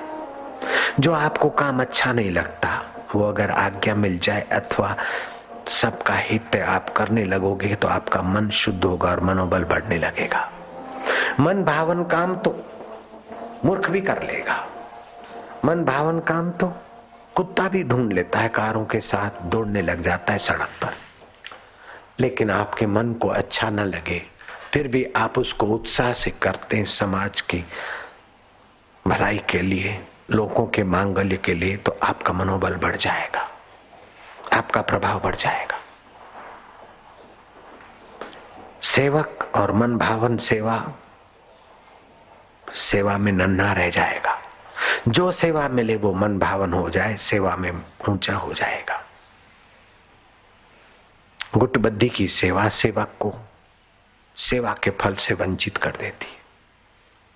कोई गुटबद्धी की आवश्यकता नहीं, कोई राजकारण की आवश्यकता नहीं। जिनका अनादर करते हो या नन्हा दिखाते हो, जिनके आगे बड़ा होना कोशिश करते हो, क्या उन हरीफों के अंदर तुम्हारा बड़ा परमेश्वर नाराज नहीं होगा? ख्याल रखो। जैसे मां के सभी पुत्र पुत्रियां मां को प्यारी होती, ऐसे गुरु के सेवक सभी गुरु को प्यारे होते हैं। धनी हो चाहे निर्धन हो, आगेवान हो चाहे सेवक हो, माता कौन से बेटे को कम चाहेगी? भले कम चाहती हुई दिखती भी हो, उसकी कमी निकालने के लिए, ज्यादा चाहती हुई दिखती भी हो, उसे ज्यादा उन्नत करने के लिए। लेकिन मां का आतरड़ी तो सबके मंगल में है।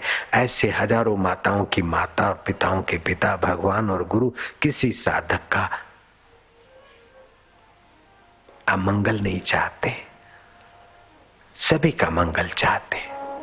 तो जो गुरु सभी का मंगल चाहते तो उनके शिष्य भी सभी का मंगल चाहते हुए सेवा करें। जो अपनी गुटबद्धी करते उनकी शक्ति वापस चली जाती है। पूर्वापर के ज्ञान से मोहित हो जाते, विक्षेप हो जाता है, डिस्टर्ब हो जाते। साधना का लक्ष्य परमेश्वरमय होना है, स्वयं में आनंदित होना है। दूसरे वाहवाही करे इसलिए सेवा नहीं। नेकी कर कुएं में फेंक।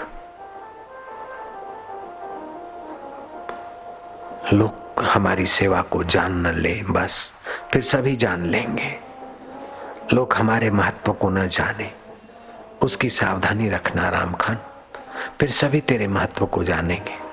सचमुच राम खान को पता भी नहीं था कि आशाराम बापू मेरे महत्व को जानेंगे और करोड़ों करोड़ों लोगों तक मेरा नाम पहुंचाएंगे।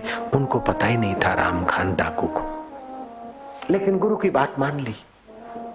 तेरे पास सिद्धियां आई है लेकिन तेरे महत्व को कोई न जाने, ख्याल रखना। उसने मान लिया और अपना महत्व नहीं जताते थे, और इतना महत्व उनका हो गया कि आशाराम भी उनके गुणगान करके अपनी वाणी पवित्र कर रहा है। राम खान डाकू के गुणगान करके मैं वाणी पवित्र करने में कर रहा हूं, ऐसा बोलने में मुझे संकोच नहीं होता है, क्योंकि गुरु की आज्ञा मानने वाला राम खान डाकू नहीं है, रामरस महाराज है। क्या पता उनका क्या नाम था, शास्त्र में ये नहीं आया, लेकिन मैं तो रामरस स्वामी बोलूंगा अब तो उनको। गुरु की आज्ञा मान लिया, बस अपना महत्व मत दिखाना बेटा। नहीं दिखाया तो कितना महत्व दूर तक पहुंच गया। धन्य है गुरु के सेवक को, और धन्य है सच्ची सीख देने वाले गुरुदेव को। खुशामद करके सेठों को रिझाने वाले गुरु तो बहुत मिल जाएंगे, लेकिन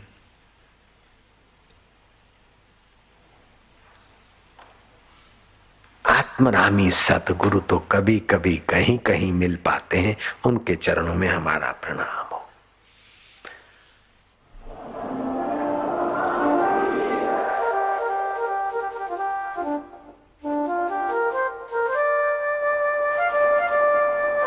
उसे प्यार करते जाओ।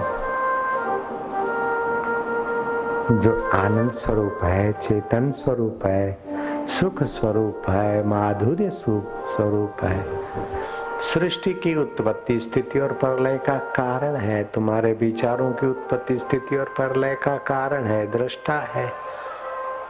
जो तुम्हारा परम हितैषी परम सुहृद है उसे तुम प्यार करते जाओ। जिसके सुख और आनंद के आगे स्वर्ग का सुख भी सुख तिनके जैसा लगता है, तो दुनिया के विकारी सुखों का तो कीमत ही कुछ नहीं है। सारी सुविधाओं को लात मारकर गिच में धरती पर पत्थरों के नीचे तपन सहते हुए भी कुछ सुख महसूस कर रहे हैं उसकी झलक का, तो वो कितना सुख स्वरूप होगा। ओम नमो भगवते वासुदेवाय आनंद देवाय प्रभुदेवाय इष्ट देवाय। ओम नमो भगवते वासुदेवाय वासुदेवाय वासुदेवाय वासुदेवाय वासुदेवाय। ओम नमो भगवते वासुदेवाय। ओम नमो भगवते वासुदेवाय।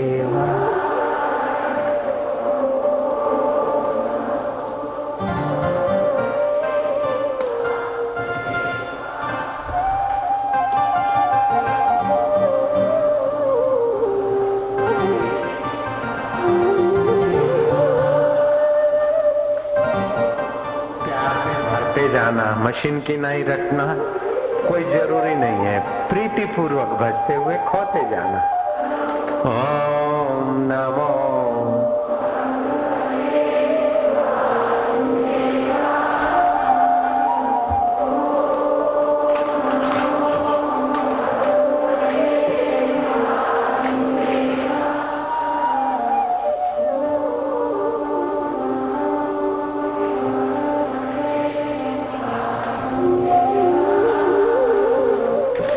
वासुदेवाय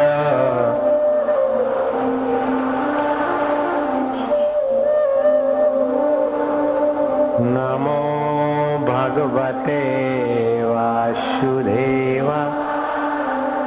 ओम नमो भगवते वासुदेवा।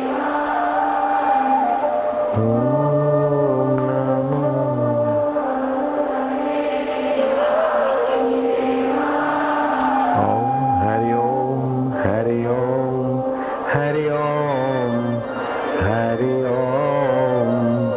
हरि ओम हरि ओम।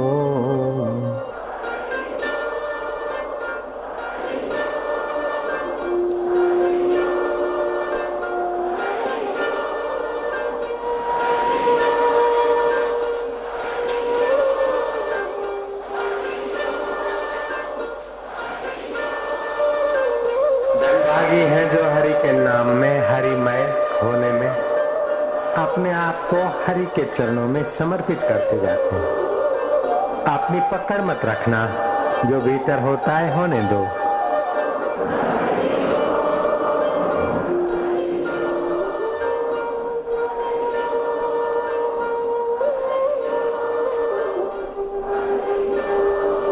हरि ओम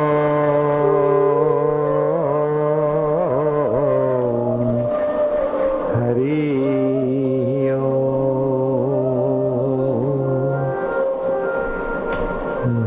हरि ओम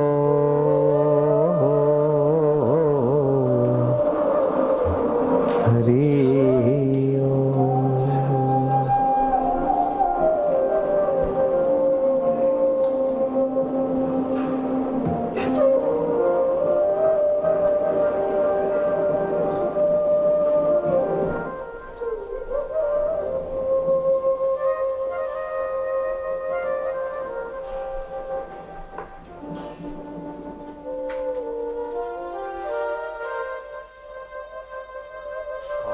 शांति। ओम शांति। ओम शांति।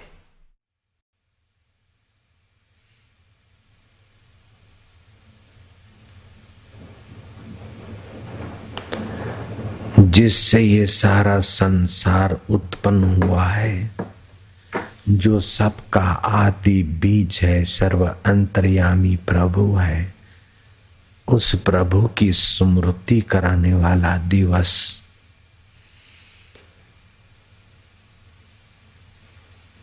उस प्रभु को व्यास रूप में, साकार रूप में और निराकार तत्व रूप में जानकर पाकर अपने को सभी दुखों से छुड़ाने की सूझबूझ और साहस देने वाला दिवस। जीते जी बंधनों से, पापों से, भावों से परे, गुणों से परे, गुणातीत नारायण के आनंद और ज्ञान में जगने का दिवस व्यास पूर्णिमा। ओम नमो भगवते तस्मै यत एत चिदात्मिकम् पुरुषाय आदि बीजाय परेश्यामाधि धीमहि, जिससे ये सारा संसार प्रकाशित होता है, जो सबके आदि बीज हैं, सर्व अंतर्यामी प्रभु हैं, जिनमें यह सब है, जिनकी माया से सब का सब दिखाई पड़ता है, कभी दिखता और कभी नहीं दिखता, जो सबसे परे हैं, उनका मैं ध्यान करूं। जो सृष्टि का आदि है, सृष्टि का मध्य और सृष्टि के बाद भी रहता है, उस अंतर्यामी प्रभु में हमारी प्रीति हो। आश्चर्यात्मक त्रिगुणों से जो ढके हैं और फिर भी शरणागत पुकारते हैं, तो त्रिगुणों से ढके हुए त्रिगुणमय संसार में जो चट से मदद कर देते हैं और प्रार्थना सुनते और मनोरथ पूर्ण करते हैं, उस मनोरथों को पूर्ण करने वाले परमात्मा को हम नमस्कार करते हैं। न उसे वो परमात्मा न देवता है, न असुर है, न गंधर्व है, न किन्नर है, न यक्ष है, न राक्षस है, न भूत है, न प्रेत है, न स्त्री है, न पुरुष है, न नान्यतर जाति है, और सब कुछ जो बन बैठा है, उस परमात्मा को हमारा प्रणाम। स्त्री में, पुरुष में, भूत में, प्रेत में, नान्यतर में, आन्यंतर में, यक्ष में, गंधर्व में, जो सर्व रूप में अनुस्यूत है, उस परमेश्वर को नमस्कार। मोहनथाल शक्कर नहीं है, मेसू भी शक्कर नहीं है, रसगुल्ला भी शक्कर नहीं, मावा भी शक्कर नहीं, तमाम व्यंजन शक्कर नहीं, लेकिन जो सभी व्यंजन शक्कर के सहारे व्यंजन है, मधुर रस भरे हैं, वह शक्कर की नाई जैसे मिठाइयों में शर्करा अनुस्यूत है, ऐसे सभी में जो मेरा आनंद स्वरूप, माधुर्य स्वरूप, प्रेम स्वरूप, चैतन्य स्वरूप, सुख स्वरूप अनुस्यूत है। जैसे मिठाइयों में शर्करा अनुस्यूत है, कपड़ों में धागा अनुस्यूत है, दूध में सफेदी अनुस्यूत है और तरंगों में जल अनुस्यूत है, ऐसे सारी सृष्टि में मेरे जो सृष्टिकर्ता अनुस्यूत है, मुझ में और तुझ में, सब में उस परमेश्वर का हम ध्यान करते।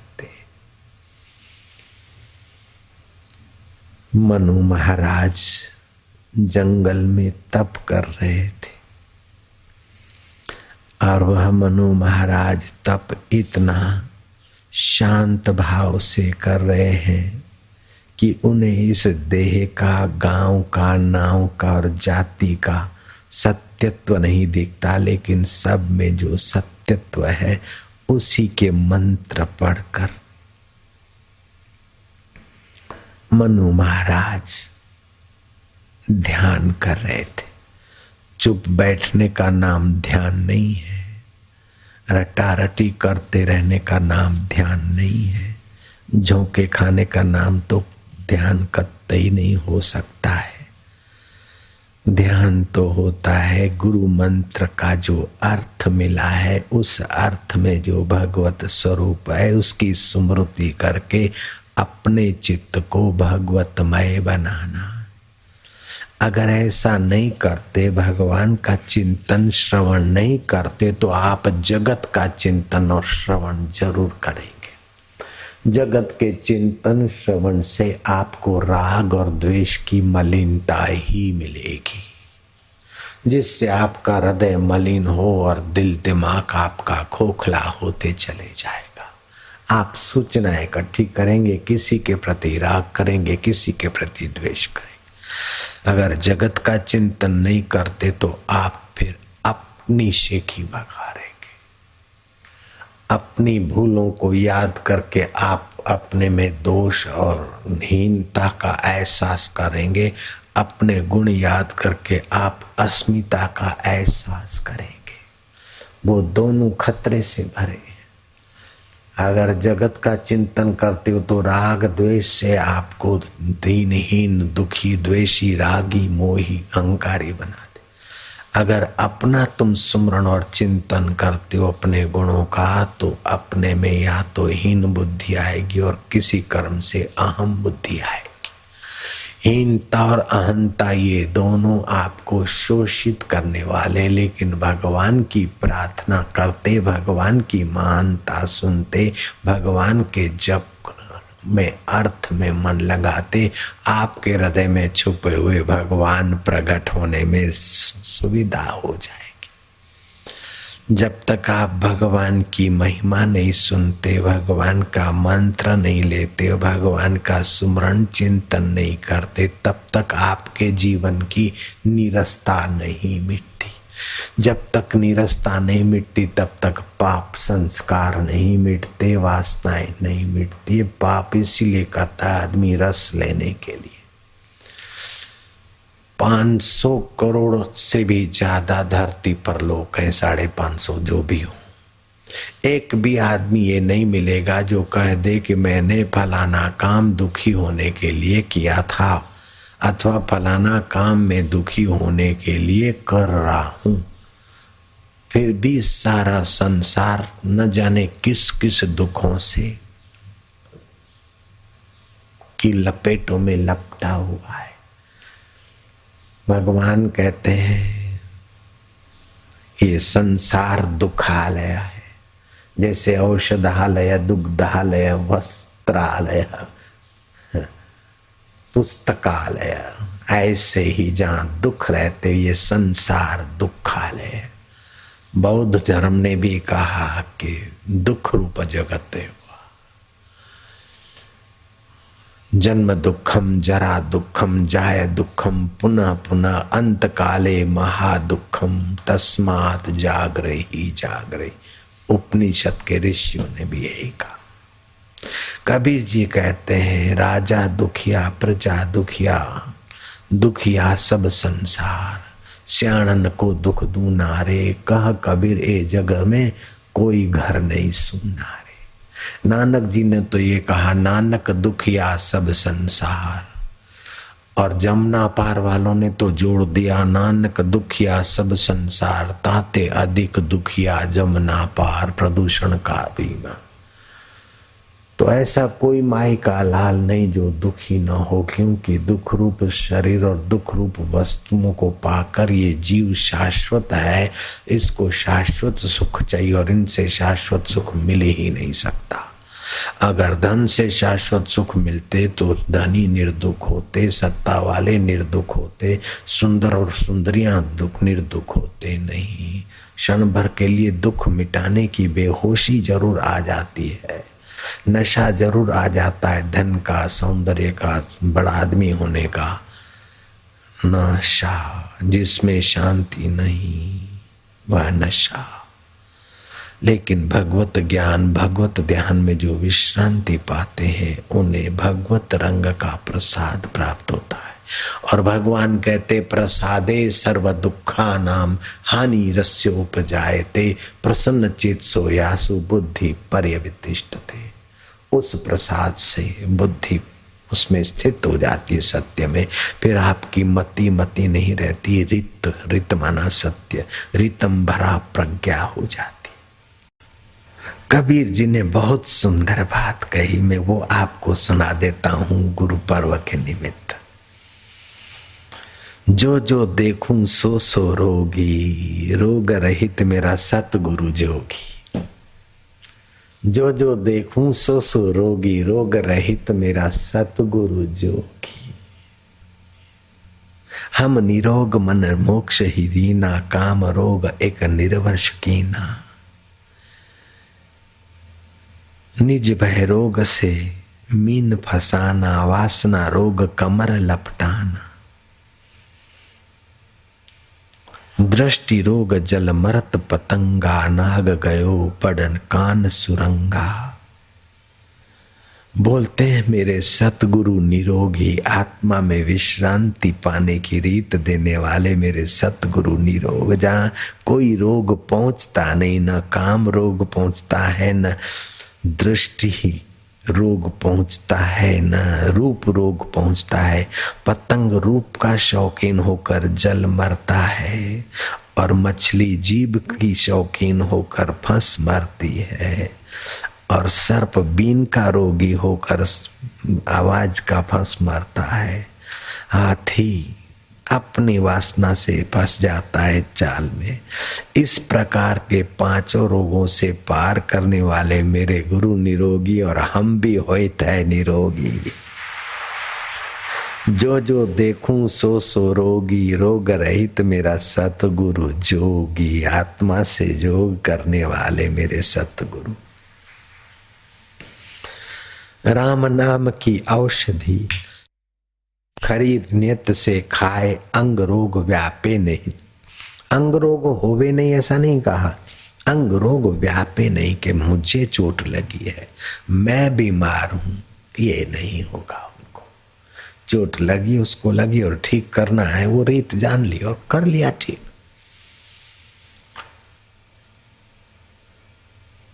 जो जो देखूं सो सो रोगी, रोग रहित मेरे सतगुरु जोगी। हम निरोग मन मोक्ष ही दीना। हमारा मन निरोग तत्व में लगाकर गुरु जी ने मोक्ष दे दिया, अर्थात विकारों से, बंधनों से, पापों से मुक्ति दिला दी। काम रोग एक निर्वंश कीना। जिभ्या रोग से मीन फसाना। जीभ के वासना रोग से मछली फंसी है। वासना रोग कमर लपटाना। भंवर कमल के फूल में फंसा स्वाद के रोग से। दृष्टि रोग जल मरत पतंगा। रूप के स्वाद से पतंग जल मरता। नाग गयो पड़ कान सुरंगा। नाग बीन के स्वाद से ऐसा तो माहौल हो गया कि सरपेरे उसको पकड़कर गुलाम बना देते। हे तही रोग सकल संसारा। सारा संसार किसी न किसी रोग में बंधा है। त्रिरोग से बंधत विकारा। रजोगुण तमोगुण सतोगुण से कोई न कोई कैसे न बंधे हैं।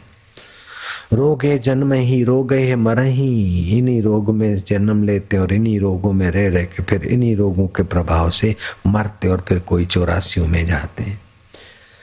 रोगे जन्म ही रोगे मरही। फेरे आनी संकट में परही। 84 लाख के फेरे खाते संकट में पड़ते। अगले जन्म का पुत्र धन सत्ता कहाँ चली गई। ऐसे ये जन्म का धन सत्ता सौंदर्य कहाँ चला जाएगा। बस मजूरी हाथ लगी। रोगे जन्म ही रोगे मरही। फेरे आनी संकट में परही। रोगी ज्ञान जो तीनों पावे। रोगी ज्ञान जो तीनों पावे। रोग गुरु बिना कौन छुड़ावे। जो तीनों विकारों में पड़ा है, तीनों अवस्थाओं में पड़ा है, वो तो उसको तो गुरु के ज्ञान के बिना कौन छुड़ाएगा। जो जो देखूं सो सो रोगी। रोग रहित मेरा सतगुरु जोगी। इसका मतलब ये नहीं कि सभी सतगुरुओं का शरीर निरोग ही रहता है या रहे। ये नहीं, प्रारब्ध वेग से रामकृष्ण को मेरे और भी कई संतों के जीवन में देखा सुना है, रोग तो आता है शरीर का, लेकिन स्व में रोग कभी घुसता नहीं। ऐसे निरोगी मेरे आत्मदेव परमात्मा से जोग करे हुए मेरे सतगुरु जोगी हैं। नारायण नारायण नारायण नारायण नारायण नारायण नारायण नारायण नारायण नारायण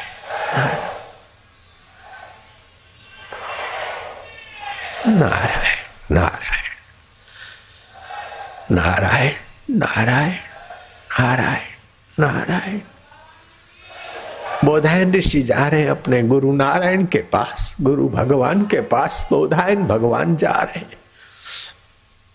नारद जी जा रहे हैं भगवान नारायण के चरणों में प्रणाम करने को। व्यास पूर्णिमा के निमित्त नारद जी अपने आदि नारायण के पास जा रहे। रास्ते में दोनों की भेंट हो गई। बोधायन ऋषि की पूजा की थाली देखकर नारद जी का मन ललचाया है कि कितना सुंदर फूल है।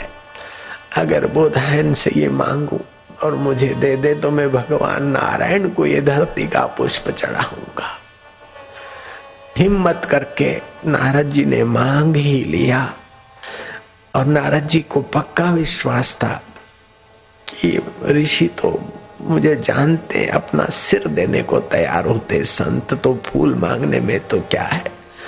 नारद जी ने फूल मांग ही लिया। आखिर बोधायन ऋषि ना कैसे कहे, लेकिन फूल मेरे गुरुदेव के लिए मैं लेके जा रहा था, कैसे दे डालूं, क्या करूं। नारद जी जैसे संत फूल मांगे और मैं ना बोलूं, और गुरुदेव आपके चरणों में ये फूल नहीं चढ़ाऊं तो फिर मैं क्या करूं। मेरे गुरुदेव असमंजस में पड़ गए। नारद जी संत महापुरुष हैं, अभी भी जब चाहते तो किसी को दर्शन दे सकते हैं।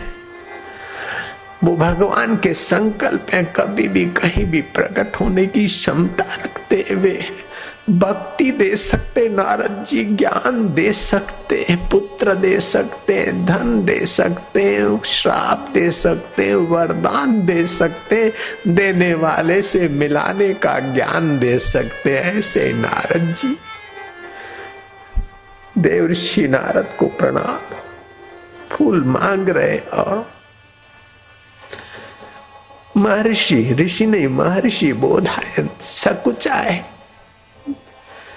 नारद जी को समझने में क्या देर लगेगी। नारद जी कहे मैं समझ गया, चलो तुम जिस प्रभु की पूजा करने जाते हो मैं भी चलता हूँ। व्यास भगवान के शिष्य हो।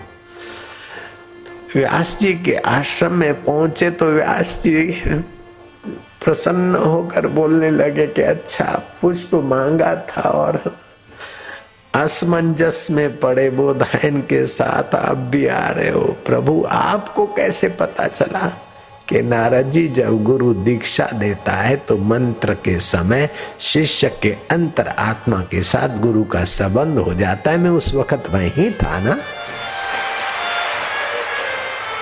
पिता और पुत्र का शारीरिक संबंध है। पिता मर जाता है या गुरु पिता दूर होता है या पुत्र दूर होता है तो बाह्य साधनों से संबंध जोड़ा जाता है।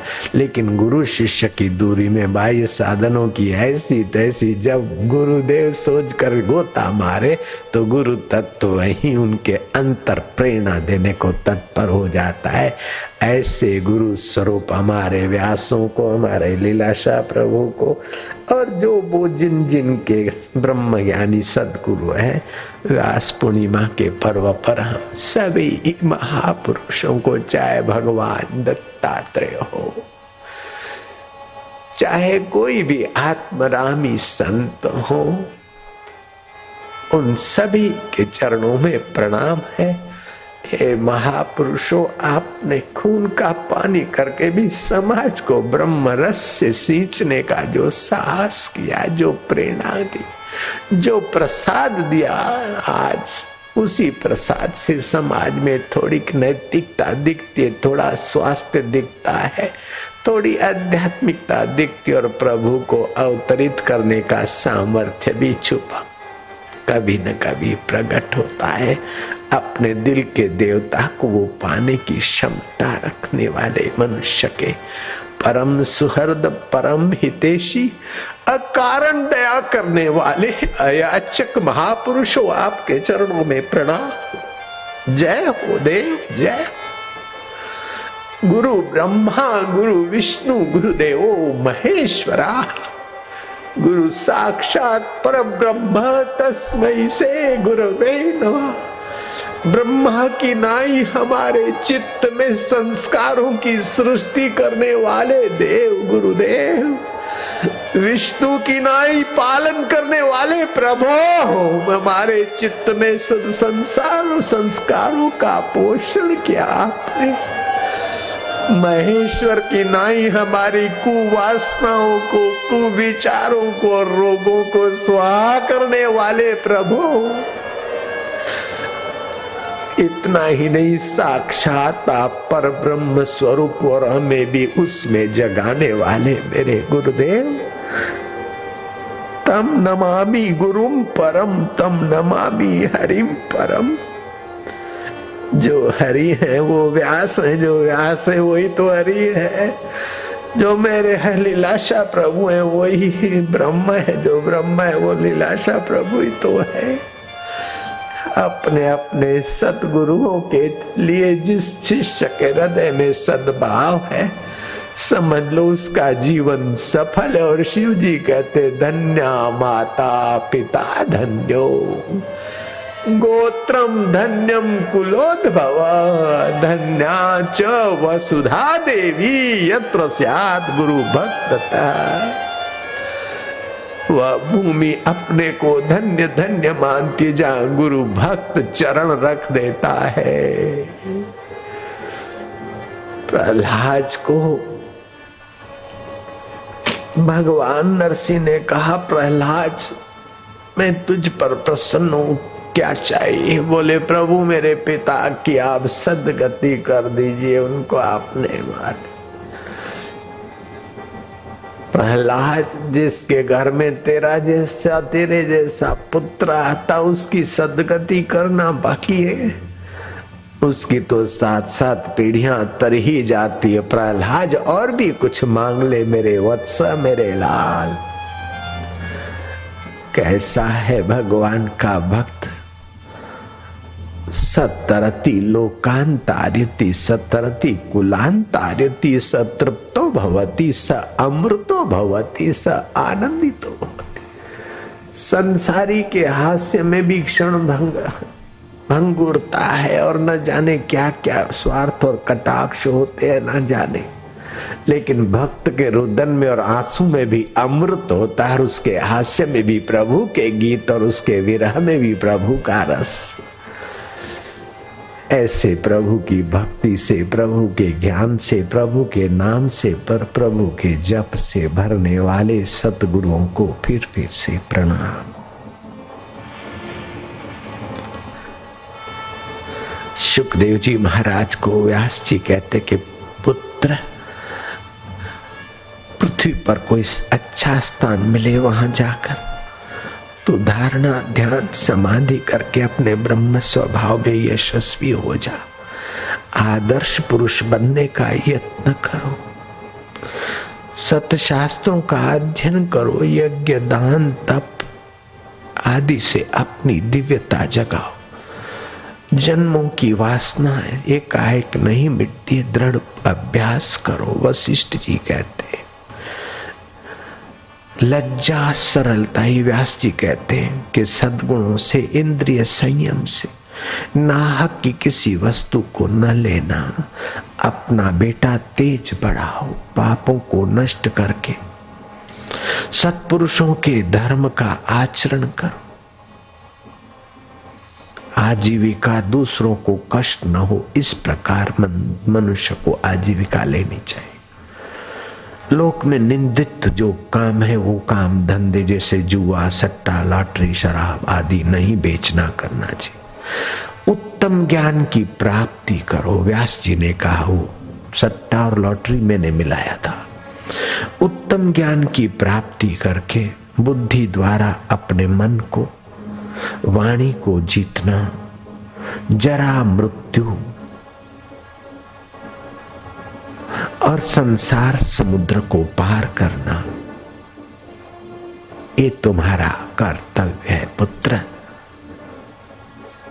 मेरु पर्वत से व्यास जी ने सुमेरु पर्वत से अपने इस महापुरुष जन्मजात विरक्त स्वरूप व्यास जी के सुपुत्र, व्यास जी के आंखों के तारे शुकदेव मुनि को उपदेश देते कहा कि मेरे लाल, तुम जाओ, तुमने पहले मेरे कहने के अनुसार धारणा ध्यान समाधि करके अष्ट सिद्धियां पाई, तुम चाहो तो पल भर में मिथिला पहुंच सकते हो, लेकिन मेरे लाल,